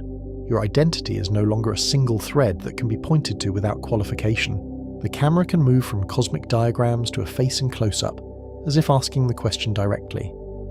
In 4D, your identity could be pictured as one world tube with internal causal links, memory to memory, action to consequence. The visuals are simple, a glowing tube moving through a dark space-time grid, with light cones flickering like invisible rules. Every decision is a junction inside that tube, but the tube remains one continuous object. In 6D, that world tube becomes one thread among many nearby threads, braided into a bundle. The camera can pull back and reveal the bundle widening, each filament a complete life, each filament internally consistent, and each filament separated by parameters you never feel. The bundle can shimmer like a rope made of light, with subtle color shifts marking different outcomes. Each thread is a full 4D history, and the 6D coordinates label which thread you mean. Your experienced life is one path through one thread, and the fact that you cannot access the others is part of the story's tension. The separation is not a wall you can touch, it is a definition you cannot cross. From the outside description, you becomes a region in the larger space, not a single curve. Identity becomes a distribution over outcomes, not a unique object, and the distribution can be narrow or broad depending on how sensitive the system is to small changes. The narration can pause on the word distribution, because it is both mathematical and intimate. We stress what remains invariant across the ensemble, because invariants are the only stable handles in high-dimensional thinking. Many threads share early structure, shared memories, shared constraints, and shared physical laws, at least up to the moment where divergence begins. Invariants are the quiet backbone of the bundle, the reason the threads still look related. Then divergence happens, sometimes slowly, sometimes abruptly, and the mechanism is familiar from chaos. A small difference in initial conditions can amplify, and a small choice can cascade. Because nonlinear systems convert tiny nudges into macroscopic rearrangements, the documentary can echo the classic lesson of weather models, where rounding errors become storms. This is where the earlier trade-off returns, now with emotional weight and technical clarity. More dimensional freedom can mean more disconnection, because neighbouring histories do not interact or exchange information once they are defined as separate coordinates. The viewer can watch two filaments drift apart until they are visually indistinguishable from strangers. In 1D, you could not avoid contact, and choke points were guaranteed by geometry. In high-dimensional ensembles, you can miss almost everything, and uniqueness becomes fragile. Because there are simply too many ways to be different without ever colliding. The space becomes so roomy that even near neighbours can remain forever separate. We introduce the term world tube family because it carries the chapter's emotional weight without pretending the members are the same. A family is not a metaphor of similarity. It is a set of distinct 4D objects, distinct blocks of events, related by shared origin and structured divergence. The word family is doing careful work, holding connection and difference at once. If the visuals linger, we can see that shared origin as a tight knot in the bundle. The knot is childhood, early conditions, inherited biology, and the local environment. The common trunk before the branches separate into their own self-consistent futures. The knot can be shown as a bright braid, dense with overlapping strands that only later loosen. Now we move from 6D to 7D by adding another independent axis of variation, and the step matters. The step is not about bigger numbers, it is about deeper kinds of difference. Difference not merely in outcomes, but in the rules that make outcomes possible. You're no longer varying the story inside a fixed theatre, you're varying the theatre itself. In 6D, you varied outcomes within a fixed rulebook, or varied initial conditions within one set of laws. In 7D, you vary the rulebook itself, and that is why the imagination begins to fail, even as the mathematics becomes more compact. A single coordinate shift can rewrite chemistry, star formation, and the very meaning of stability. This can mean changing fundamental constants, like the fine structure constant that sets the strength of electromagnetic interactions. It can mean changing mass ratios, like the electron-to-proton mass ratio, which quietly shapes chemistry, molecular bonding, and the stability of complex structures. Constants look like mere numbers until you realize they are the scaffolding that holds matter together. It can mean changing symmetry, breaking patterns, the way high-energy symmetries fracture into the low-energy forces we recognize. It can also mean changing vacuum states, the underlying configuration that determines which fields acquire which values in the ground state. The documentary can visualize symmetry breaking as a smooth surface, cracking into valleys. Each valley a different set of laws. We say vacuum state with care because the everyday word vacuum misleads. In quantum field theory, a vacuum is not empty space. It is the lowest energy configuration of fields, and it can come in many forms depending on the theory's landscape. Even empty space seethes with fluctuations, and those fluctuations inherit the vacuum structure. Different vacua can imply different particle spectra, different forces, and different chemistry, because the excitations above the vacuum are what we call particles. A small change in constants can erase stable atoms or stable stars, and the window for complexity can narrow to nothing. The camera can pan across a grid where most points fade into darkness, as if physics itself refuses to assemble. So 7D is a coordinate system for deeper counterfactuals that reach beneath events into possibility itself. It indexes not only which events happened, but which physics made those events possible, whether the universe even has the ingredients for long-lived structure. The question becomes less, what did you choose? And more, what could anything choose? Here we connect to high-energy theory cautiously, because the documentary is not selling a conclusion. String theory suggests a landscape of many possible compactifications and vacua, each with different low-energy laws, and the sheer number of solutions is part of what makes the idea both powerful and controversial. The landscape emerged historically as theorists confronted the freedom hidden in extra-dimensional geometry. Historically, this landscape talk grew as theorists realized that extra dimensions can be compactified in many topologically distinct ways. The same underlying framework can yield different effective constants and symmetries, depending on how the hidden geometry is shaped and stabilized. What looks like a small tweak in a compact manifold can echo as a large change in the physics we observe. The landscape is not a confirmed map of reality, and we say that plainly. It is a feature of a mathematical framework that may or may not describe our universe, and the gap between elegant mathematics and empirical confirmation remains the central tension. The documentary's tone stays careful here, awed but not credulous.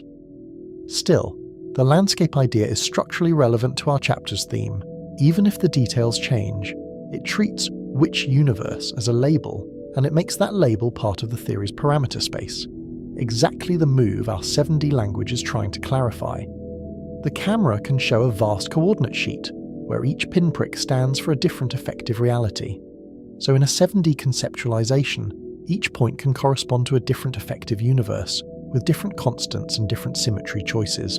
Our universe becomes one coordinate choice among many, and the camera can pan across a sparse map where most points are sterile. The few that permit structure glow faintly, like embers in a cold field.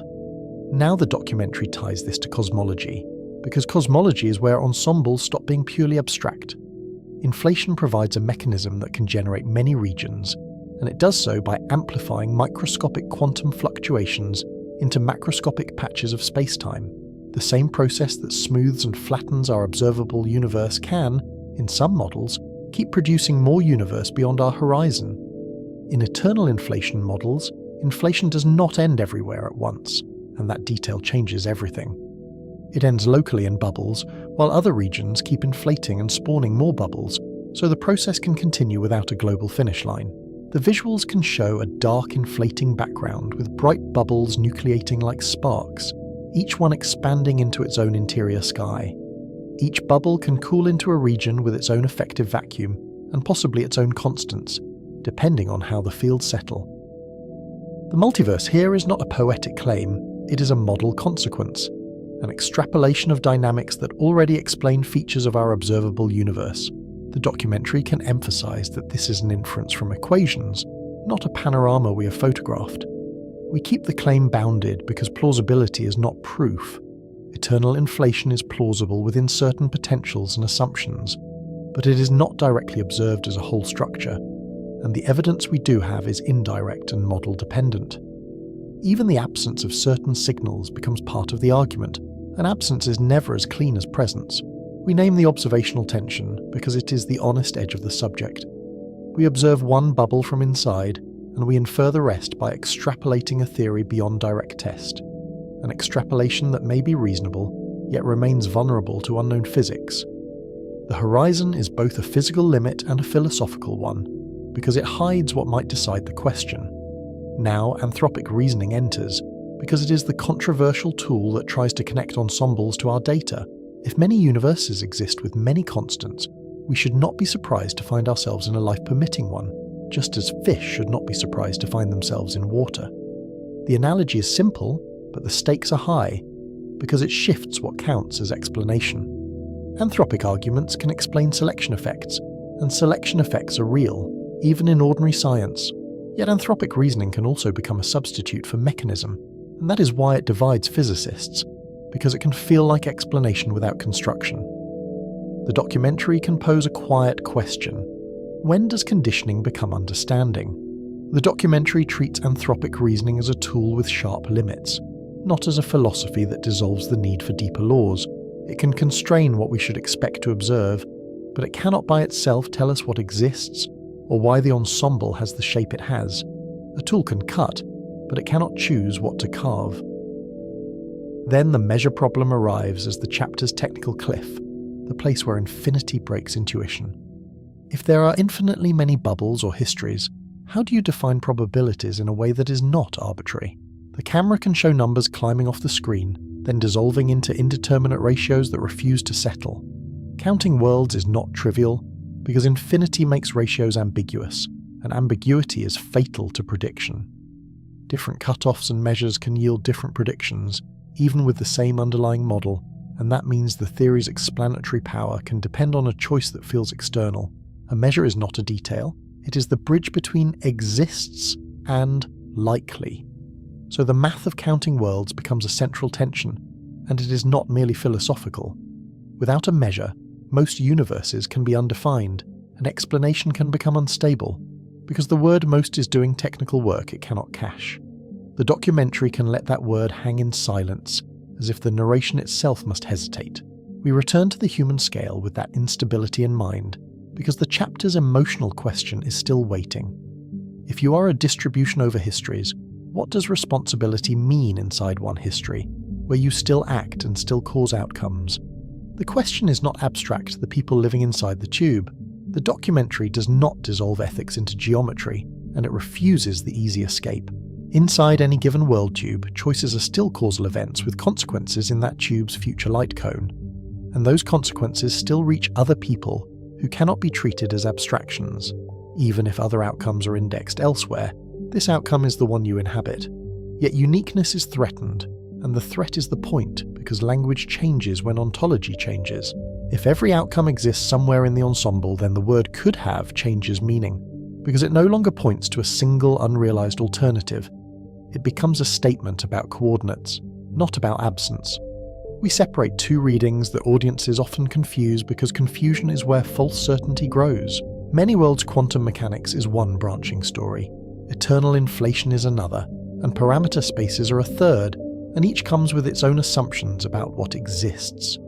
The documentary keeps the categories distinct, because merging them too fast creates a fog that feels like insight. They can overlap in some speculative syntheses, and theorists sometimes try to weave them together into a single tapestry, but they are not the same claim, and the chapter keeps them distinct to protect clarity, because clarity is the only way awe stays earned. The viewer should feel the discipline here, like a handrail in a steep stairwell. Now we state what happens to your body in these models, with the earlier anatomy lessons as background. Your 3D body is still a slice, and your 4D life is still a tube, and nothing about your immediate experience becomes magically multidimensional. Your senses remain local, and your memories remain chained to one causal sequence. What changes is the container of description, the frame in which we locate that tube.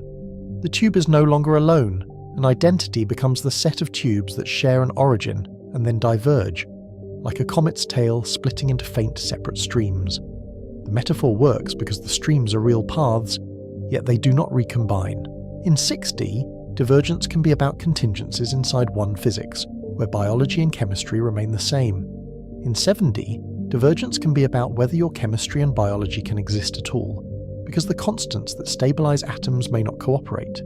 The chapter's unease sharpens here because the ensemble contains not just different lives, but lifelessness. So you becomes conditional, and the word conditional is doing heavy work here. In many 7D regions, there is no stable matter to host a nervous system, and no long-lived stars to power evolution, so the coordinate exists in the map without any observer inside it.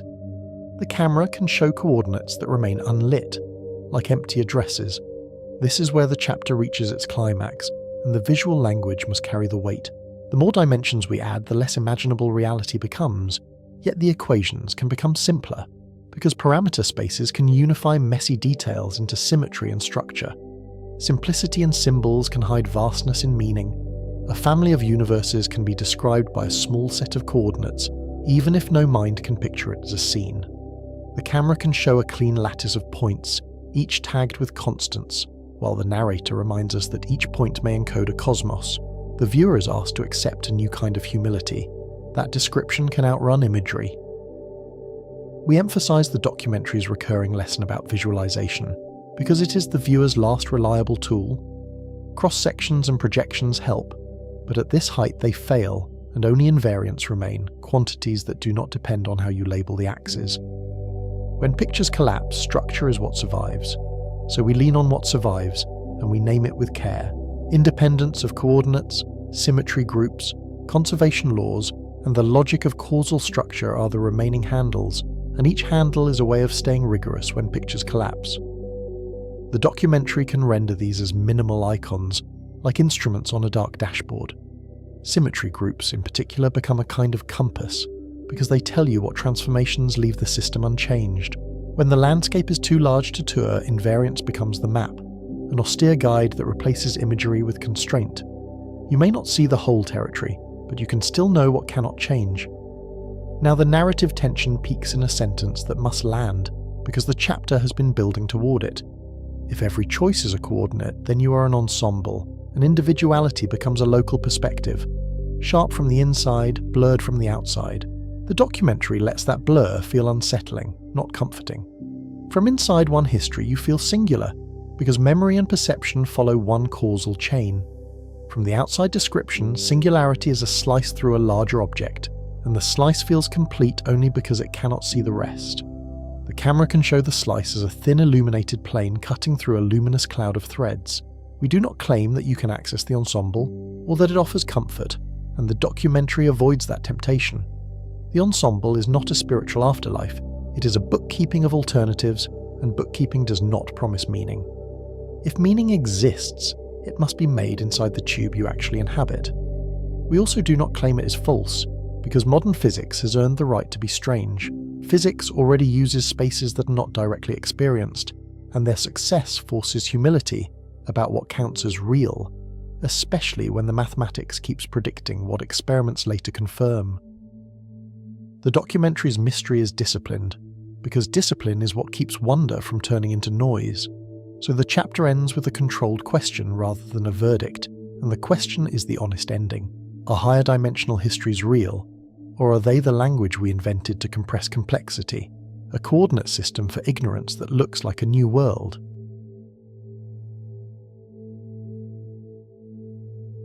Eight dimensions is not a place to enter. It is a limit on intuition. an edge where imagery fails and structure takes over. Here, dimension becomes a property of description, sometimes spatial, often abstract, and always consequential for what a theory can predict. We revisit our climb and sort claims into literal geometry, analogy by slicing and speculation under test. In the mind's eye, the familiar hallway dissolves into coordinate axes, then into grids that no longer resemble rooms, but still behave with crisp mathematical rules. Physics already lives in high dimensions without extra hallways, because many body systems need configuration and phase space to be complete. A gas of 1 trillion particles cannot be tracked in ordinary space alone, so each particle contributes coordinates and momenta until the space becomes an accounting of possibilities. This is not metaphor, it is bookkeeping with teeth. Trajectories, equilibria, and instabilities become visible only in that expanded description. In the 19th century, Hamilton and Gibbs helped formalize this shift, turning motion into geometry on spaces that are real to the equations. Quantum theory goes further, with Hilbert space as the arena of states, amplitudes, and interference. A single qubit already demands more than a picture, because phase and superposition live as complex vectors whose angles decide outcomes. Measurement looks like collapse in a story, yet in the math it is projection, information updated under constraints. Symmetry spaces classify particles and forces, where groups encode what can change without changing outcomes. Noether's insight ties symmetry to conservation, so invariance becomes a generator of laws rather than decoration. At 8D, U is not a body but information, constraints, correlations and causal relationships that persist across models. Identity becomes a pattern that survives translation between descriptions, like a melody that remains even when the instrument changes. Cosmology follows the same trade, from pictures to structure, GR geometry, QFT fields, and parameter inference under uncertainty. We watch maps of the sky turn into likelihood curves, then into posteriors that tighten as data arrives, narrowing what the universe can be without revealing a final image. The universe becomes a model selection problem, where evidence trims a branching tree of hypotheses and leaves a few resilient trunks. Reconciliation matters, because block universe geometry can coexist with agency, as local causation inside constraints. If the whole spacetime is laid out, choices still function as conditional links, shaping which futures are realized from within the slice. We cannot visualize this because brains evolved for 3D survival, yet reasoning still reshapes fate and self, quietly by changing what we consider possible. Closing. You're a thin slice of something vast, and the slice is where experience happens, mystery remains, but it becomes navigable. We began by rejecting the fantasy that dimensions are hidden rooms, and treated them as independent coordinates that change what obstacles, boundaries, and even inside can mean. From the point that cannot contain a self, to the line that forces contact and choke points, to the plane where around appears and cross-sections masquerade as miracles, each step rewrote what existence can physically support. In 3 dimensions, volume and surfaces give biology its compartments, knots give matter memory, and inverse square fields give chemistry and orbits their long-lived stability. Then space-time turns your life into a world tube, and the now you inhabit becomes a slice through a larger geometry. Beyond that, the story split cleanly in 2, because extra dimensions can be literal directions curled small, or abstract axes that index states, histories and rulebooks, where 6D and 7D become disciplined ways to talk about alternatives, constants, and the uncomfortable arithmetic of infinities. At 8D, the hallway finally dissolves, and explanation survives only as structure. Symmetries, invariance, conservation laws, causal order, and coordinate-independent relationships that remain meaningful when pictures fail. Those threads also carried costs, not just freedoms, because more degrees of freedom can mean bypassing walls, yet it can also mean missing each other entirely, drifting into disconnection where contact becomes optional and therefore fragile. The 1D thought experiment never stopped haunting us because it asked whether mind needs spatial room, parallel pathways and separations, or whether a self could persist as a single-file process without compartments, privacy or internal distance. The 2D around promised escape, but it also introduced absolute enclosures made of nothing but curves, reminding us that topology can imprison as effectively as geometry can liberate. And when we climbed into 6D and 7D possibility spaces, the question sharpened. Because a coordinate can represent a real dimension of nature, or it can represent our ignorance, and the difference is not aesthetic, it is what counts as evidence. Cosmology forced that discipline, because our best view of the universe is already a set of projections and slices, sky maps and light cone shells, turned into likelihoods and posteriors that rank models without ever granting a God's eye picture. If there are infinitely many histories or bubbles, the measure problem becomes a warning label on every phrase like most universes, demanding a non-arbitrary way to count, weight, and predict, or else surrender the claim to explanation. Yet even there, we found tools that do not depend on imagination, because invariants survive coordinate changes, and symmetries survive our limited vantage, and causality survives as a constraint even when time itself becomes geometry. So the climb from 0D to 8D wasn't a ladder into stranger places, it was a controlled demolition of intuition, replacing it with rules that can be tested, generalized, and sometimes falsified. The deeper revelation is that dimensionality is not a decoration on reality. It is a statement about what relations can exist, what patterns can persist, and what kinds of beings can ever arise to ask the question. Call back to the opening hook. If you stepped into a higher dimension, you wouldn't feel taller, you'd feel rewritten. And now we can say why. Because you are not a thing inside space, but a pattern defined by constraints across coordinates. In 4D, you are a world tube. In higher descriptions, you are a trajectory through state space. And in the most abstract sense, you are information held together by symmetries, correlations, and causal links that remain stable under change of viewpoint. That reframes the fear that every possible version becomes visible at once, because visibility is not the same as reality, and a coordinate axis is not a corridor you can walk down. A 6D or 7D catalogue of alternatives can be the universe branching, or it can be the universe described, and the honest boundary between those claims is drawn by evidence, not by metaphor. The unresolved tension, then, is not whether a block universe leaves room for agency, but whether agency can be defined precisely as conditional causation inside constraints, the way a local rule can generate a global shape without any outside hand-turning pages. Your choices are not exceptions to geometry, they are part of the geometry, and their meaning lives in the differences they make along the world lines they influence. Final thought. Higher dimensions aren't merely more space, they are deeper languages of relationship, where bodies become slices, lives become geometry, and identities become patterns across possibilities. The mystery is not that we cannot picture these worlds, it is that the universe may be understandable even when it refuses to be pictured, and that understanding might be the closest thing to a higher dimensional view we will ever need. Call to action. If this journey changed how you think about you in the cosmos, follow the invariants, question the pictures, and keep asking what would count as evidence. If you stepped into a higher dimension, you wouldn't feel taller, you'd feel rewritten. And now we can say why, because you are not a thing inside space, but a pattern defined by constraints across coordinates. In 4D you are a world tube. In higher descriptions you're a trajectory through state space. And in the most abstract sense you are information held together by symmetries, correlations, and causal links that remain stable under change of viewpoint. Higher dimensions aren't merely more space, they are deeper languages of relationship, where bodies become slices, lives become geometry, and identities become patterns across possibilities.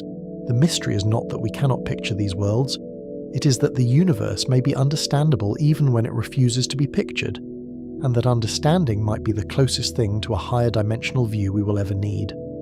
If this journey changed how you think about you in the cosmos, follow the invariants, question the pictures, and keep asking what would count as evidence.